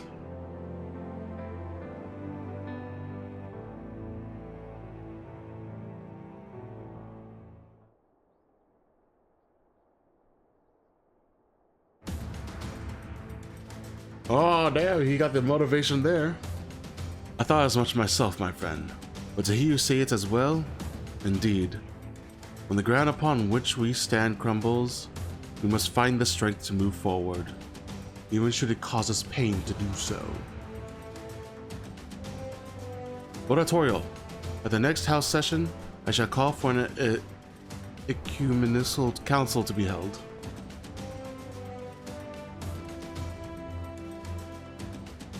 My lord, such a gathering is reserved for...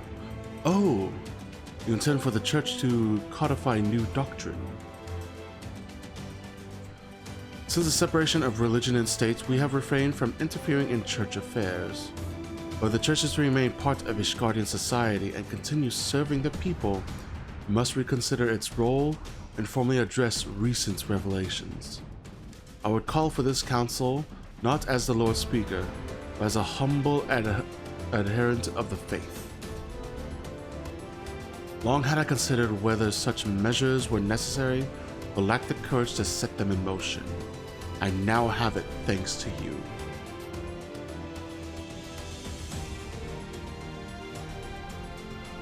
I shall tend to the necessary preparations at once. Among other things, we must reach out to those of the clergy who are amenable to reform. I ask for your patience in the meantime.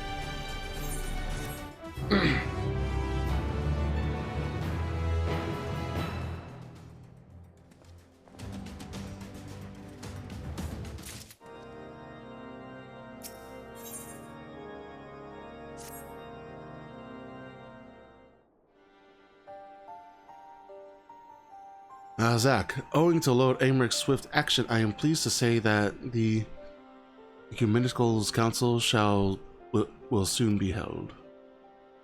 In case you are unaware, the Council is the highest assembly in the Ishgardian Orthodox Church. Its purpose is to deliberate and decide upon doctrine.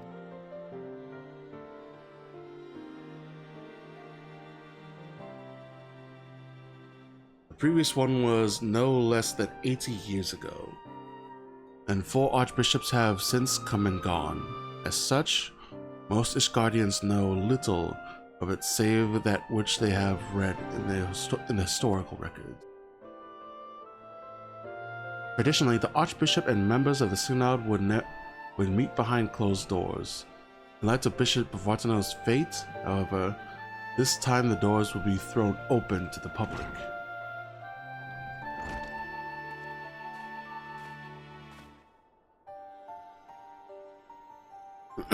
Indeed, for the first time in history, all men and women of the faith may have a hand in shaping the mission and the teachings of the Church.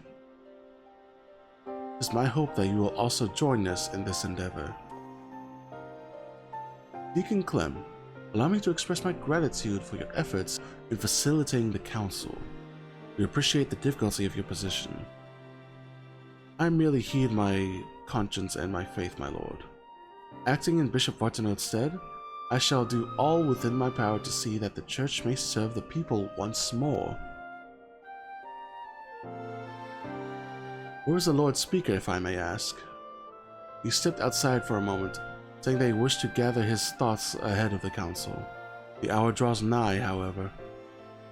Zach, I shall proceed to the vault with the good deacon. In the meantime, I ask you to find Lord Aymeric. He should be at the last vigil, I believe.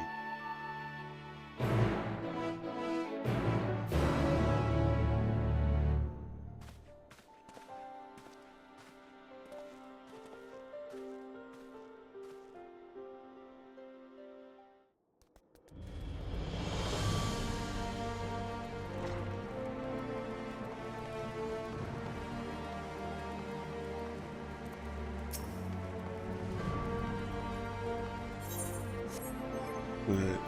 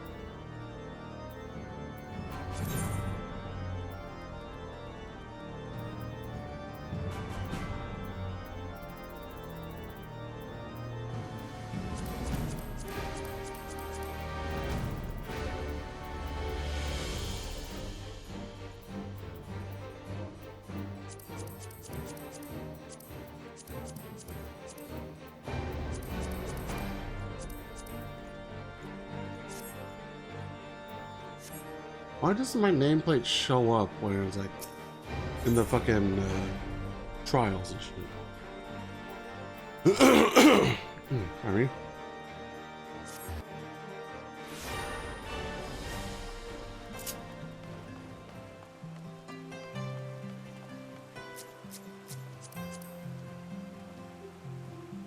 Wind up Caleb.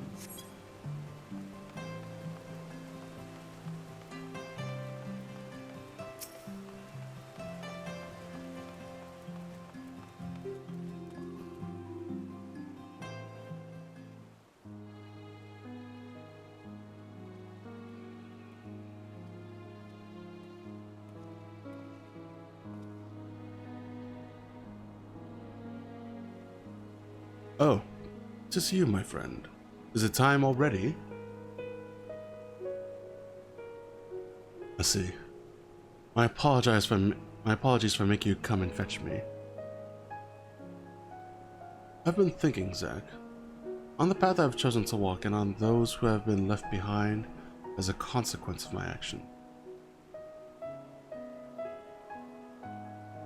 Those who died fighting, those burdened with boundless grief, those deprived of position and purpose. Like any nation, Ishgard is made up of disparate souls with disparate beliefs. Without an enemy to unite us, we recall the differences we once set aside out of necessity, and find amongst our old friends new ideological foes.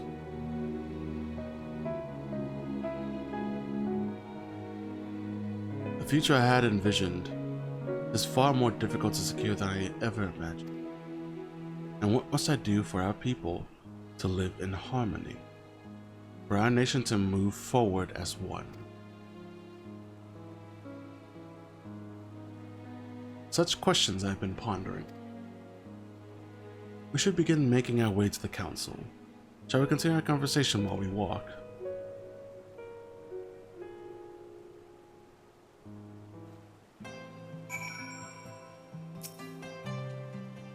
Ready? Then let's be off. If you disagree, but I would like to look on Fortem's men.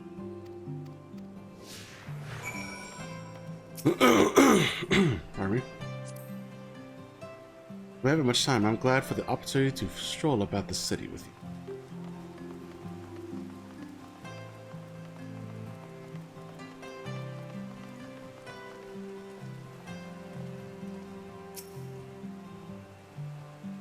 It feels like another age that you and yours were no more than foreign wards of House Fortem, and in actual fact may be considered so.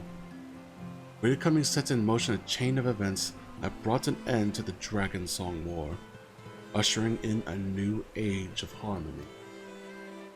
You paved the way for meaningful change in our nation, and for that, you shall ever have my gratitude. Now then, shall we continue on to the architects?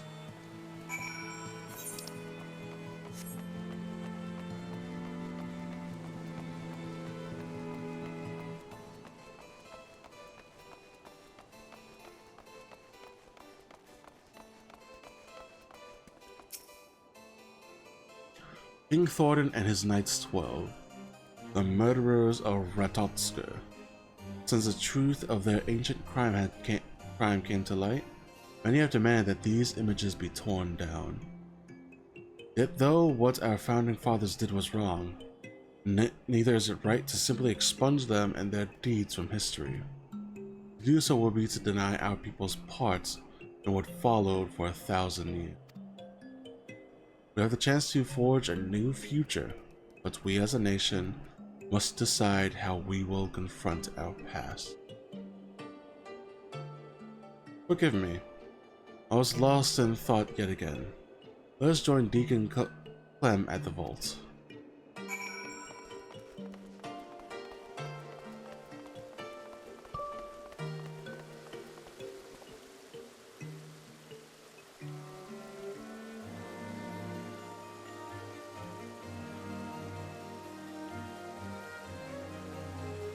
One second.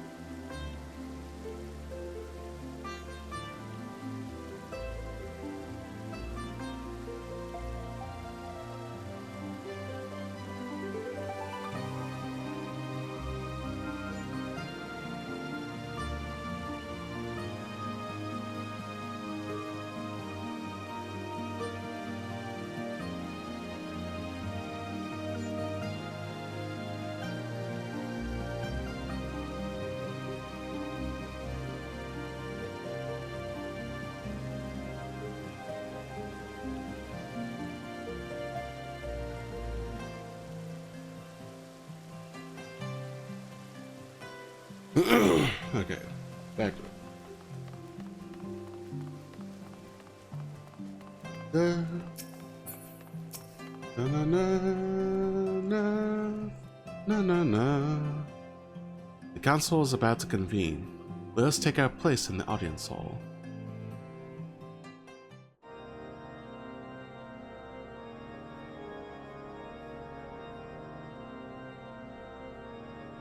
Ooh, she pretty. Damn.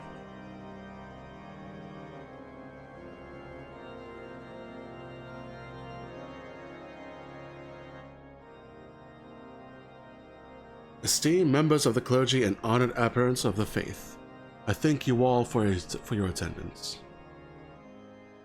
In recent days, our nation has been racked by a series of tragedies. Those among us who do Elohim's work have been transformed into abominations. This dreadful phenomenon has been brought about by the final days, and it is upon our despair and anguish that it feeds. Thus, if we are to prevent further tragedy, we must strive to ensure that all Ishgardians, clergymen and citizens alike, abide with peace and love for one another in their hearts. To that end have I called this ecumenical council, the first in generations, that we might together determine a faith forward for the church and our society as a whole.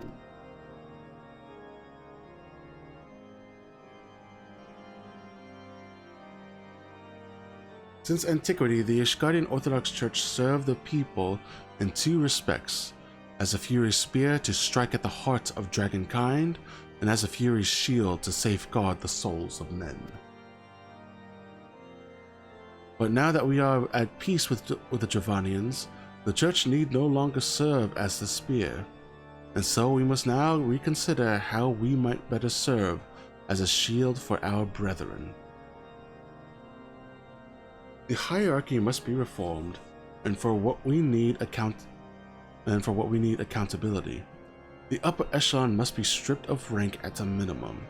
Investigations conducted, trials held if the evidence is sufficiently damning. And then we may turn our attention to the doctrine of lies. Ooh, some people don't like that.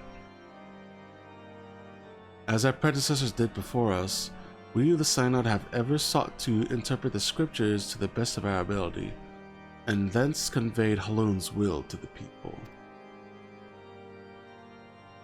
Such fervent pursuit of retribution at the expense of doctrine would come also at the expense of our faith. Calm the fuck down.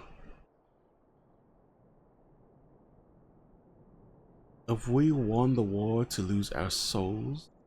Oh Halun, are we outside your grace? Calm down. Calm the fuck down. We don't need this shit. I don't want to have to smack down some people.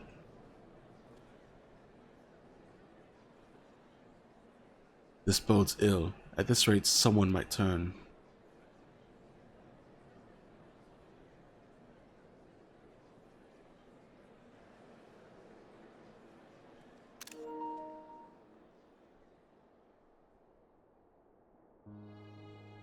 Since the wars end, the church and the faithful have stood at a crossroads, unable to take the next step forward. His Grace, Bishop Vartano, may he walk in Halun's halls, was one such soul, and in his longing for simpler times, he resorted to using forbidden magics. He succumbed to despair.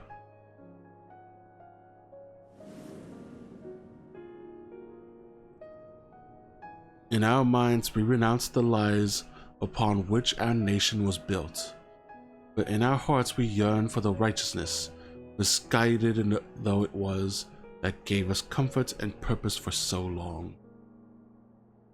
And so let us not forget who we were.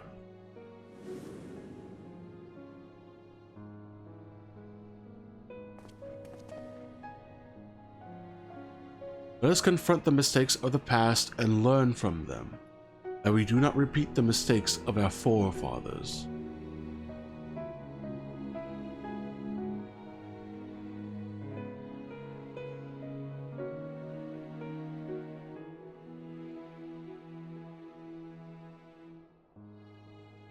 Well said, man. Well said. As fervently as we believed in our sacred duty, we struggle to accept the church's deception and embrace change. The legacy of Thornton weighs heavy, and there is the temptation to simply cast it aside like a mantle that suits us no longer. Yet that would dishonor the sacrifice of those who went before, countless souls who served the people with purest intent. And so, heavy though it may be, let us together bear this burden as we set forth anew.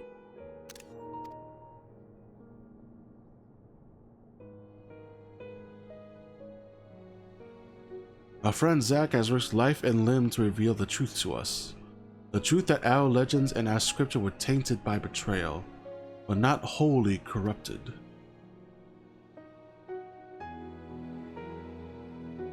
People deserve to know the truth. Though the great walls and towering spires of our city may have been built with murder and deception, they rest upon a foundation immutable and true. Our devotion to Haloon, whom we have worshipped since before our forefathers settled these lands. The church is a font of practical wisdom, and its teachings guide us in our daily lives. Such things define our faith no less than the lies. We can acknowledge our sins without renouncing our religion. That's a good line.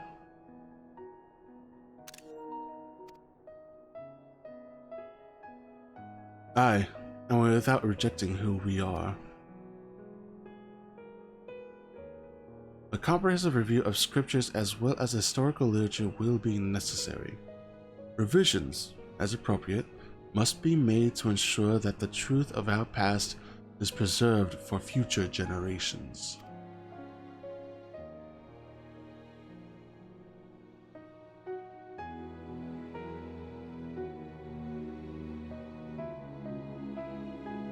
With your peerless knowledge of church doctrine, I dare say none is better suited to lead the effort than you.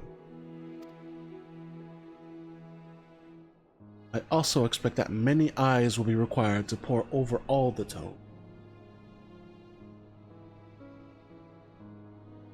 And know many idle men and women of faith would jump at the chance to do Haloon's work once more.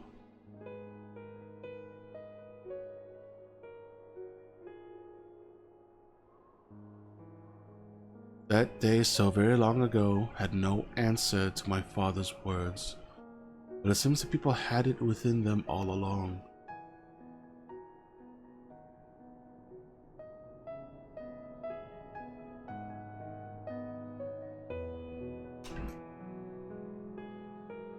And man, that father was crazy.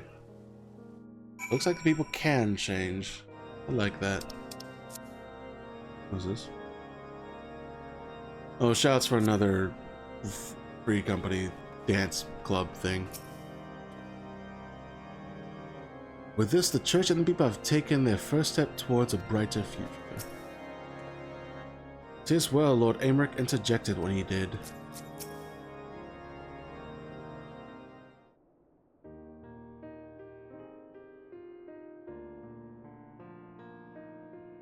The council went better than I had dared hope. Truly, while the details remain to be decided, 'twas a resounding success. Their words helped everyone to find common ground. I know not how to thank you. Much credit must go to Zack. In the face of great hardship, never did he hesitate to press on, and our people have not forgotten this.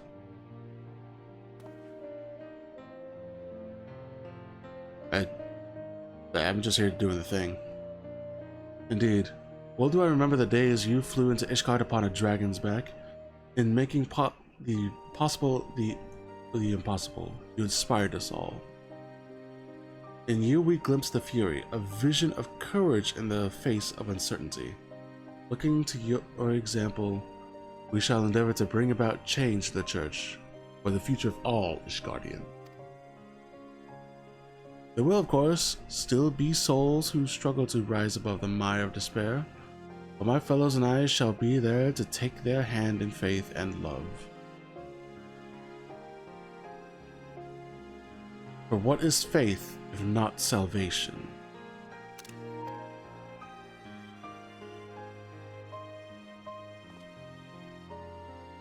Well, I had best return to the cathedral. We have much and more to do.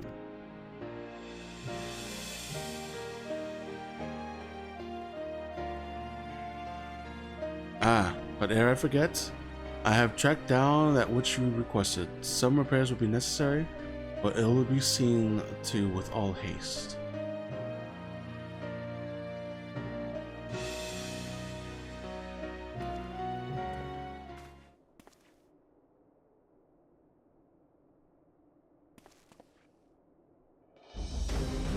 I had tasked the deacon with finding a certain item, you see. A secret weapon, one might say. Given what we know of profane Fafnir, I suspect it will be of great use in our hunt. Once the repairs are complete, we shall be ready to strike. With the church having reached an accord with the people, the risk of more clergymen turning is greatly diminished. We may now focus entirely on the blasphemy.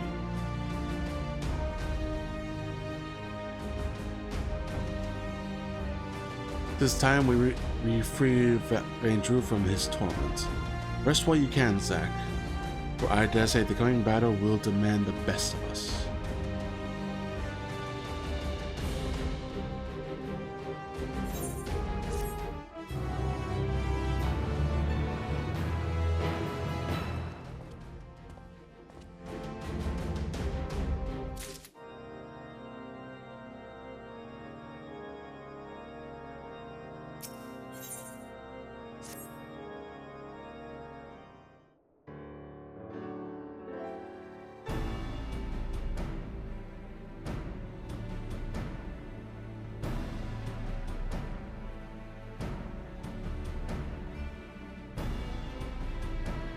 Glad tidings, Zack. Since the council, not a single soul has turned.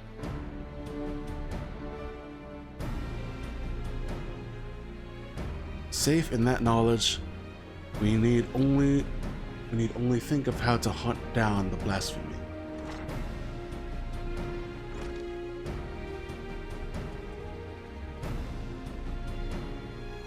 Ah, Zack, you're here too. Excellent.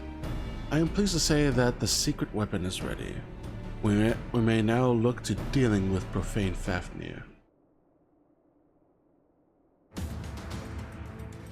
As you will recall, when we last encountered it, it was lying in wait by the Soleil. An instinct driven by its inherited memories, I believe. It seeks to protect that which is most strongly associates with the Archbishop. In all likelihood, 'twas the selfsame motive that compelled it to come to the Holy See from the skies above. It keeps watch over the holy vaults.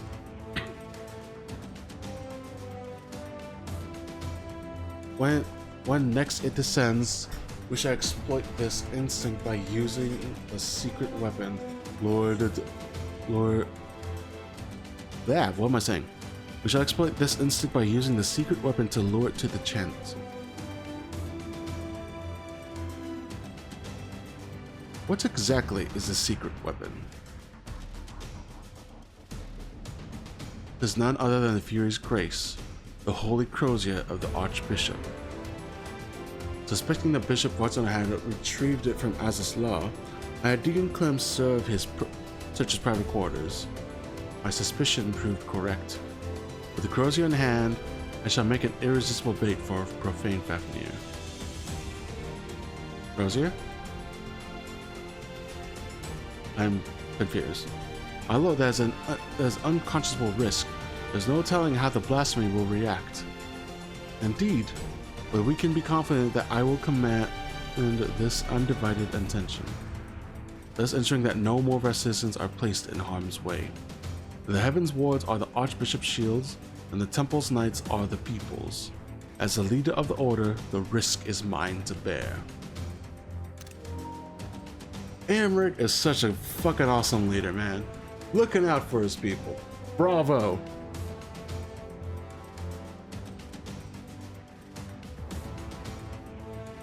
All the knights of the Heaven's wards fell to Aziz's law. As a vessel for their memories, Vaingro may be considered the last of their number. Let us go then, and relieve him of his... nay, their duty.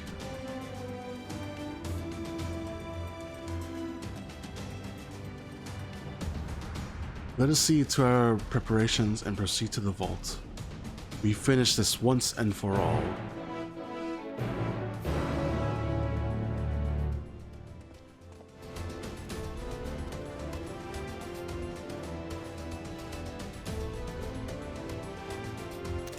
Okay, I should have pressed that button faster.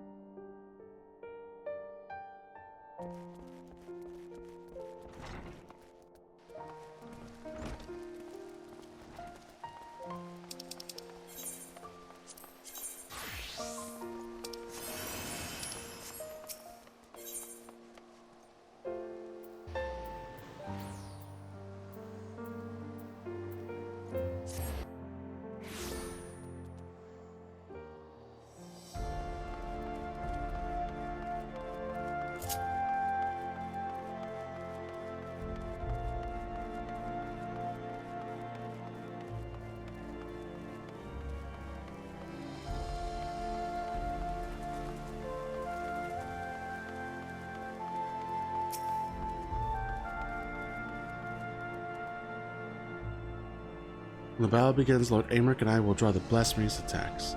Seize the opportunity to bring your magics to bear against it. Guerrilla is set forth. Need but say the word. What?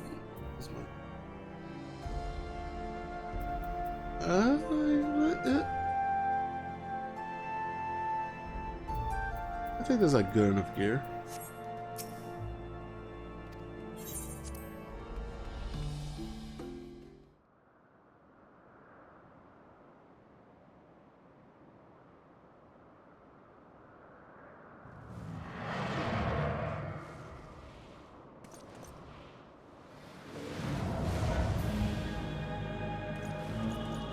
Ah, shit.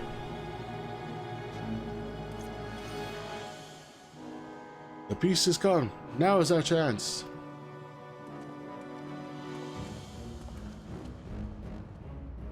Oh, so that's the Crozier, his staff. Okay.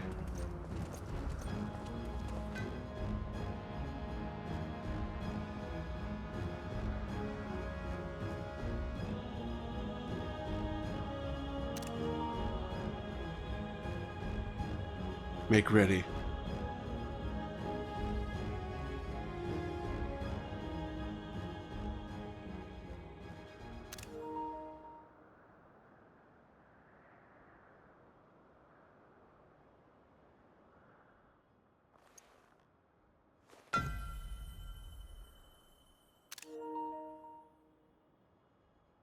To me, my knights.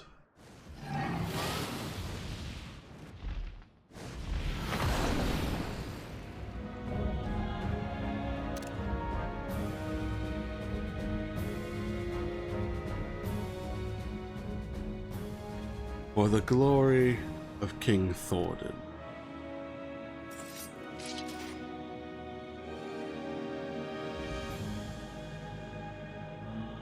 No, you are not he. A trick. It is a trick.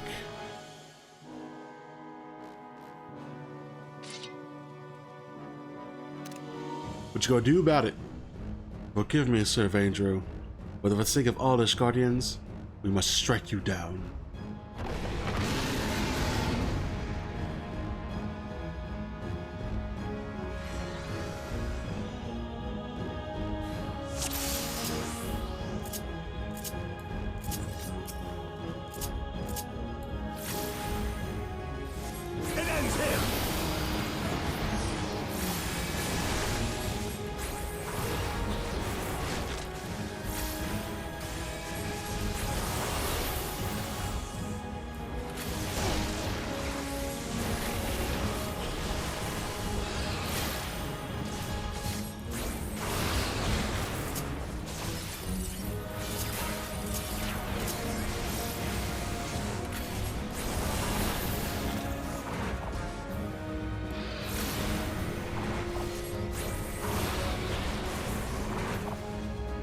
underestimate me.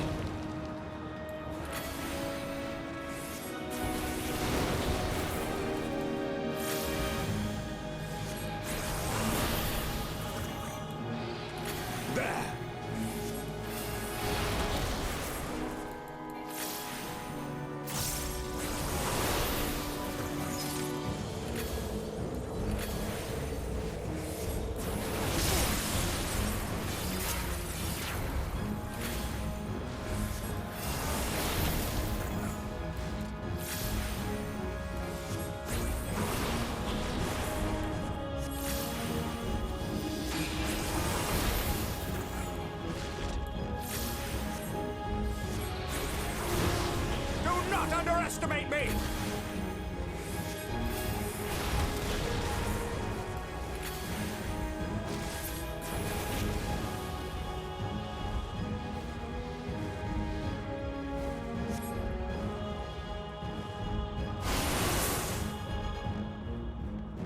Get the fuck down here, so bitch!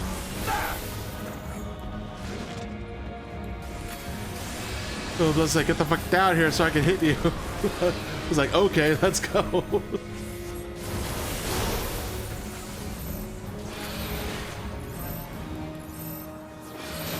We must stand our ground!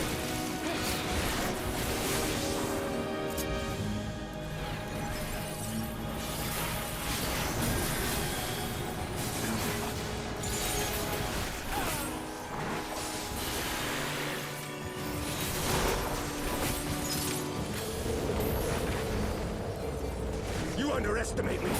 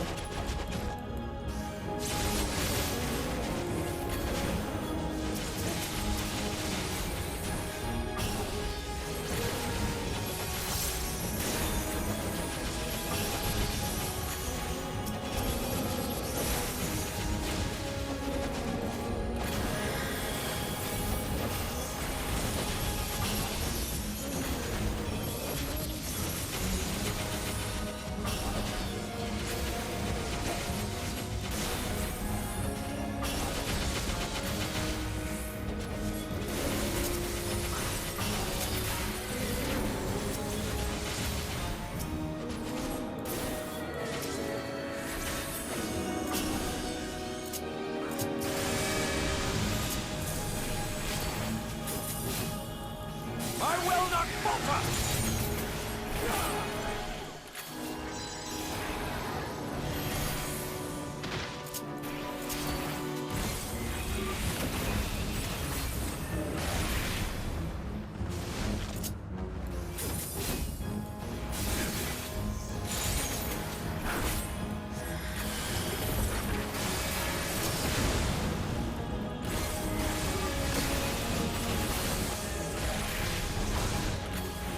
I completely forgot about that mutation.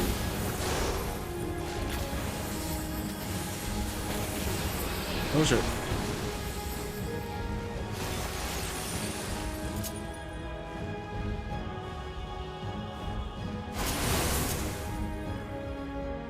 Not on me, not on me, not on me. Damn it! Why is it always on me?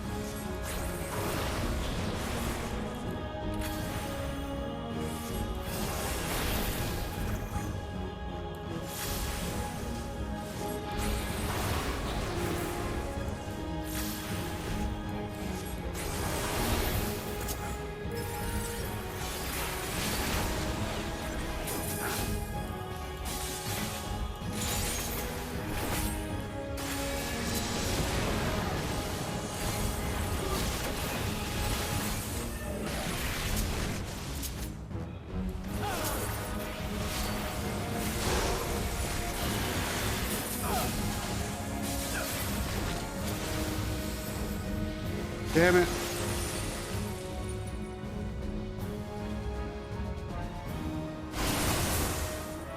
Land on me. Land on me. Land on me.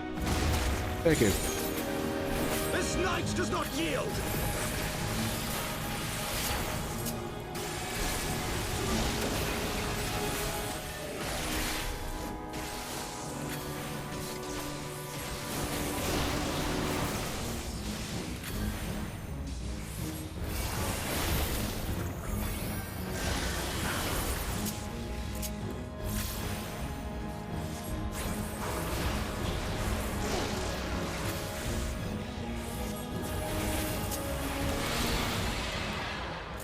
Hey, that wasn't so bad.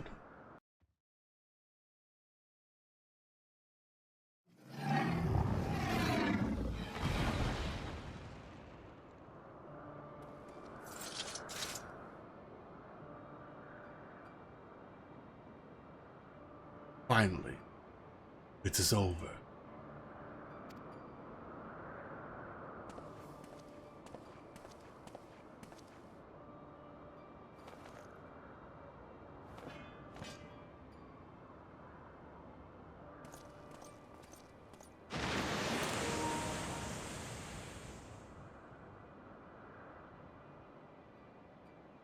Thus ends the tale of the Heavens Ward. Let it not be forgotten. It was wrong of them to conceal the truth of our nation's founding, to abet the Archbishop and his machinations.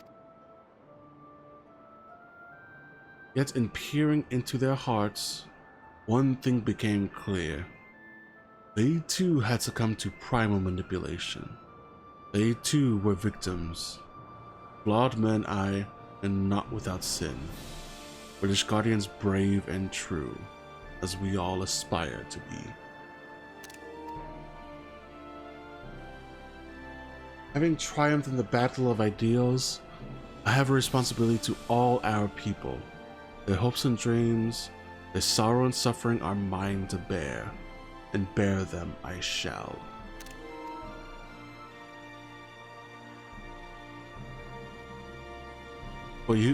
For had you not vanquished King Thordan, who had erred in but one of my choices, I may well have been the first to succumb to despair, to be reborn a blasphemy. You have turned, not you. A ridiculous notion. I'm more like to become a beast than you.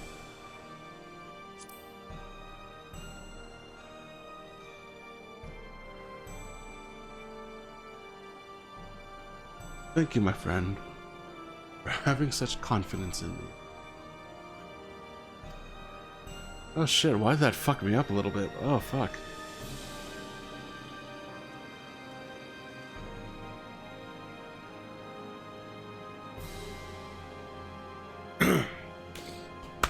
Oof.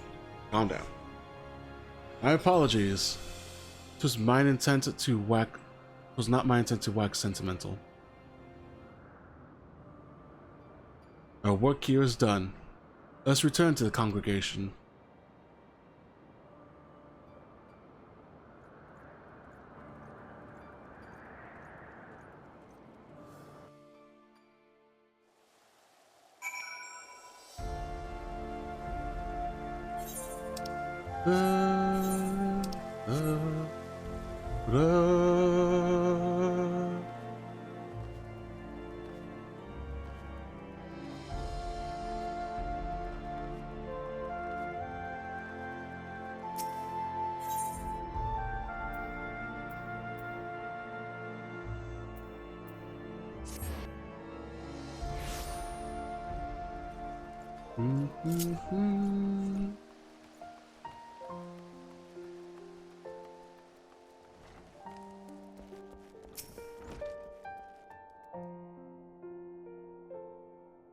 Heading to the strategy room, which I'm glad to show you and yada yada yada.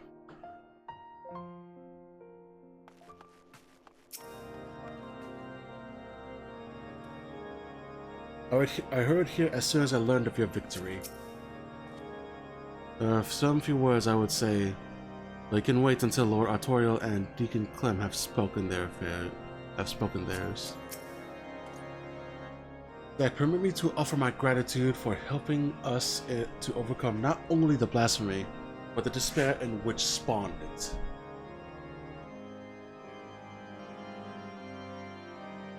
This is only the beginning. On the face of it, we have made tremendous strides in breaking down ancient barriers within our society, but there yet remain great rifts to be bridged. It is no easy thing to rise above a lifetime of preconceptions and prejudice. I myself have struggled to do so, as you must know. But I shan't give up. On the honor of my house, I will do everything in my power to build a new Ishgard. One in which all people can see eye to eye regardless of birth and station. Now then, I believe the Deacon has some words for you too. Pray, lend him an ear.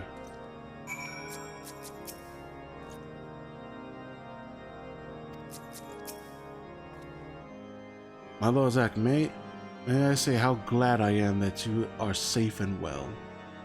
Just before you arrived, Lord Aymeric explained to me that the true nature of the man who became the blasphemy. The poor, confused creature who was born of the Church's mistakes. And on behalf of the clergy, I give you my heartfelt thanks for laying it to rest. As we work to reform our institutions and rebuild our relationship with the people, we will remember and pray for all those who have fallen in service to the faith. And we shall pray for you as well. Wheresoever your path may lead, may the Fury ever watch over and keep you. I shall leave it at that then. Lord Aymeric too wishes to speak, and 'twould not do to keep him waiting.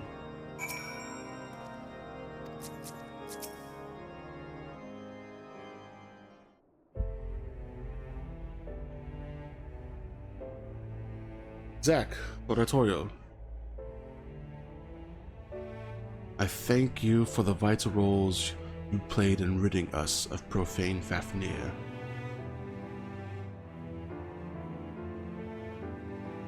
As ever, the sight of you in combat was nothing short of inspiring. God killer, yo. With no further reported instances of people turning, and the blasphemy itself no more, I should like to believe we are free of the scourge of despair. My brother and I shall labor to see that it ever remains so by fighting to dispel the darkness in men's hearts. And I shall fight with you, not only as a speaker of the House of Lords, or the Lord Commander of the Temple Knights, but as a man of faith, in our God and in our people.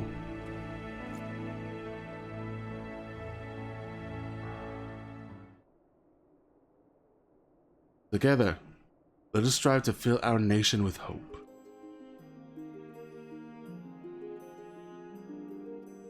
Zack, by now you will be sick unto death of being thanked, but I must nonetheless express an additional word of gratitude. Full oft have you saved our nation, our people. I speak not only of our lives, but our hearts and minds as well. You have given us a great gift, that of opportunity and choice, and if we are to repay you for it, we as a nation must take full advantage of our freedom to dictate a new course forward into a brighter future. What forward means, we may not always agree upon, but as fellow Ishgardians, we shall find a way to rise above our differences and stand united. That is the nation that I would strive to build. This I swear to you. Zack, given all that you have done for us, I am loath to impose further, but may I trouble you to bear word of our success to our office in Radatan? We will of course be sending reports, but there is no substitute for a first-hand account. Our allies would benefit from the additional details you can provide as well. Thanks again, my friend, and may the Fury speed your way.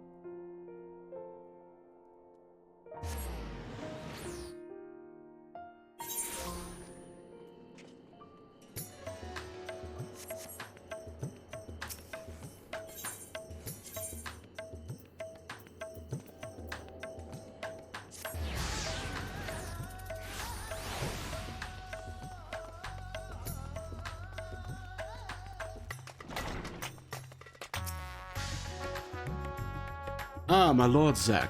By your return, dare I hope that the hunt for the blasphemer was a success? That you would vanquish the beast that comes as little surprise, but that this occasion would serve as impetus for the church to embark upon a path of reform is incredible. I will share these joyous tidings with our allies without delay. If I may speak candidly, I must confess to be a great admirer of yours. When you have a moment, I'd like to hear some of your adventures, if you would do me the honor. For the present, however, in my official capacity as Ishgardian delegate, I offer you my humble thanks for your immeasurable service to our nation.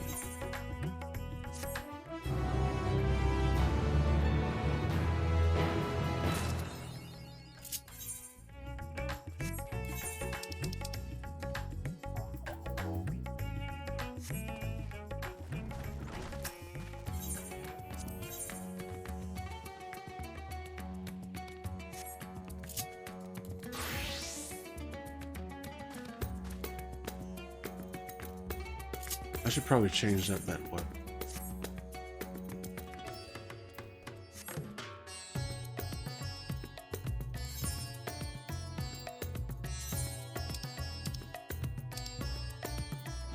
God, such outdated gear.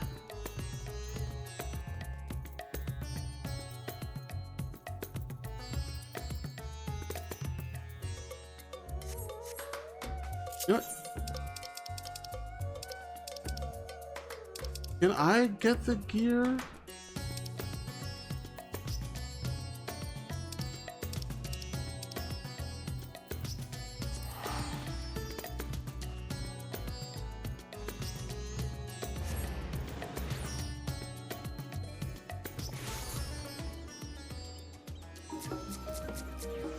What is that?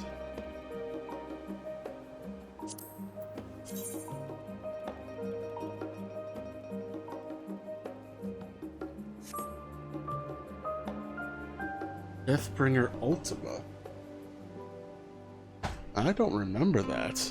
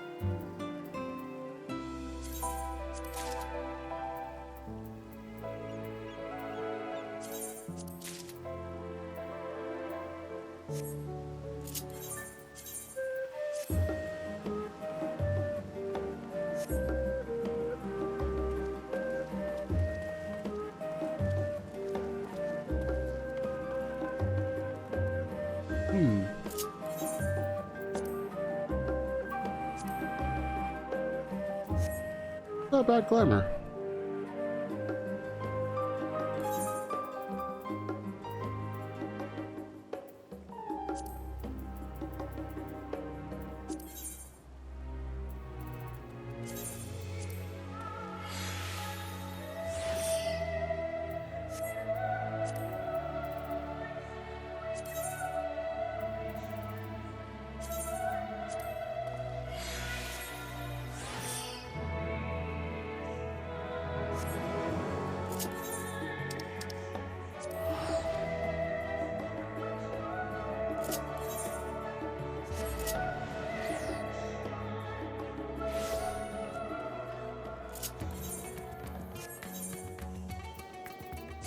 Speaking of which, how much changed?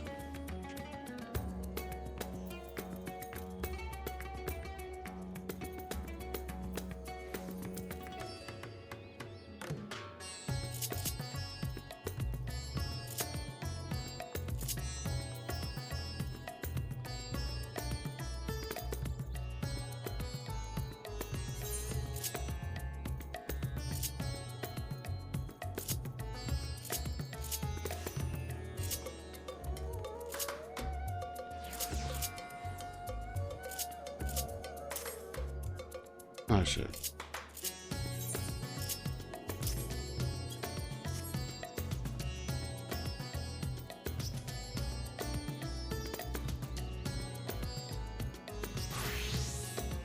I forgot.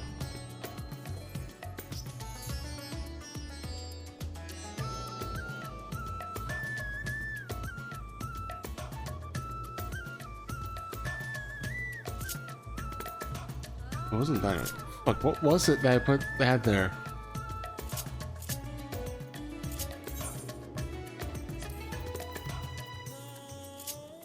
Not wildfire. Tactician? Also a tactician.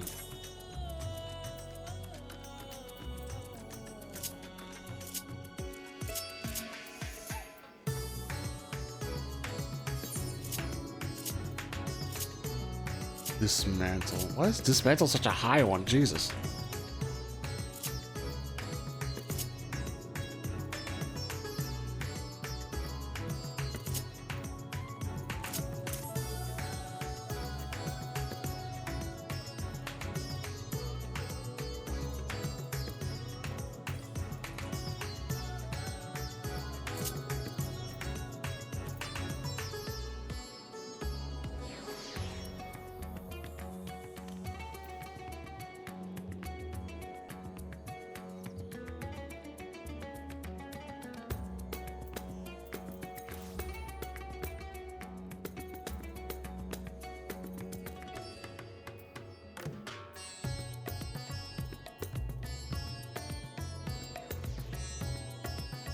Arm punch.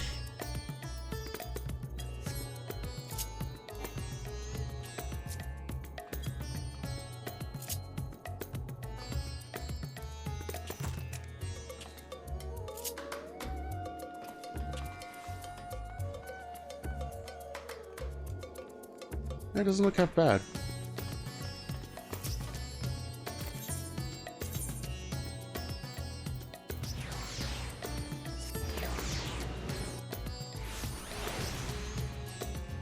Fuck, I'm getting hungry.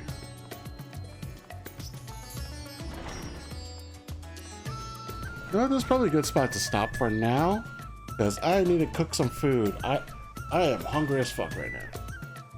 But maybe I'll pop in a bit later to stream some more. If not, more on Thursday and Friday.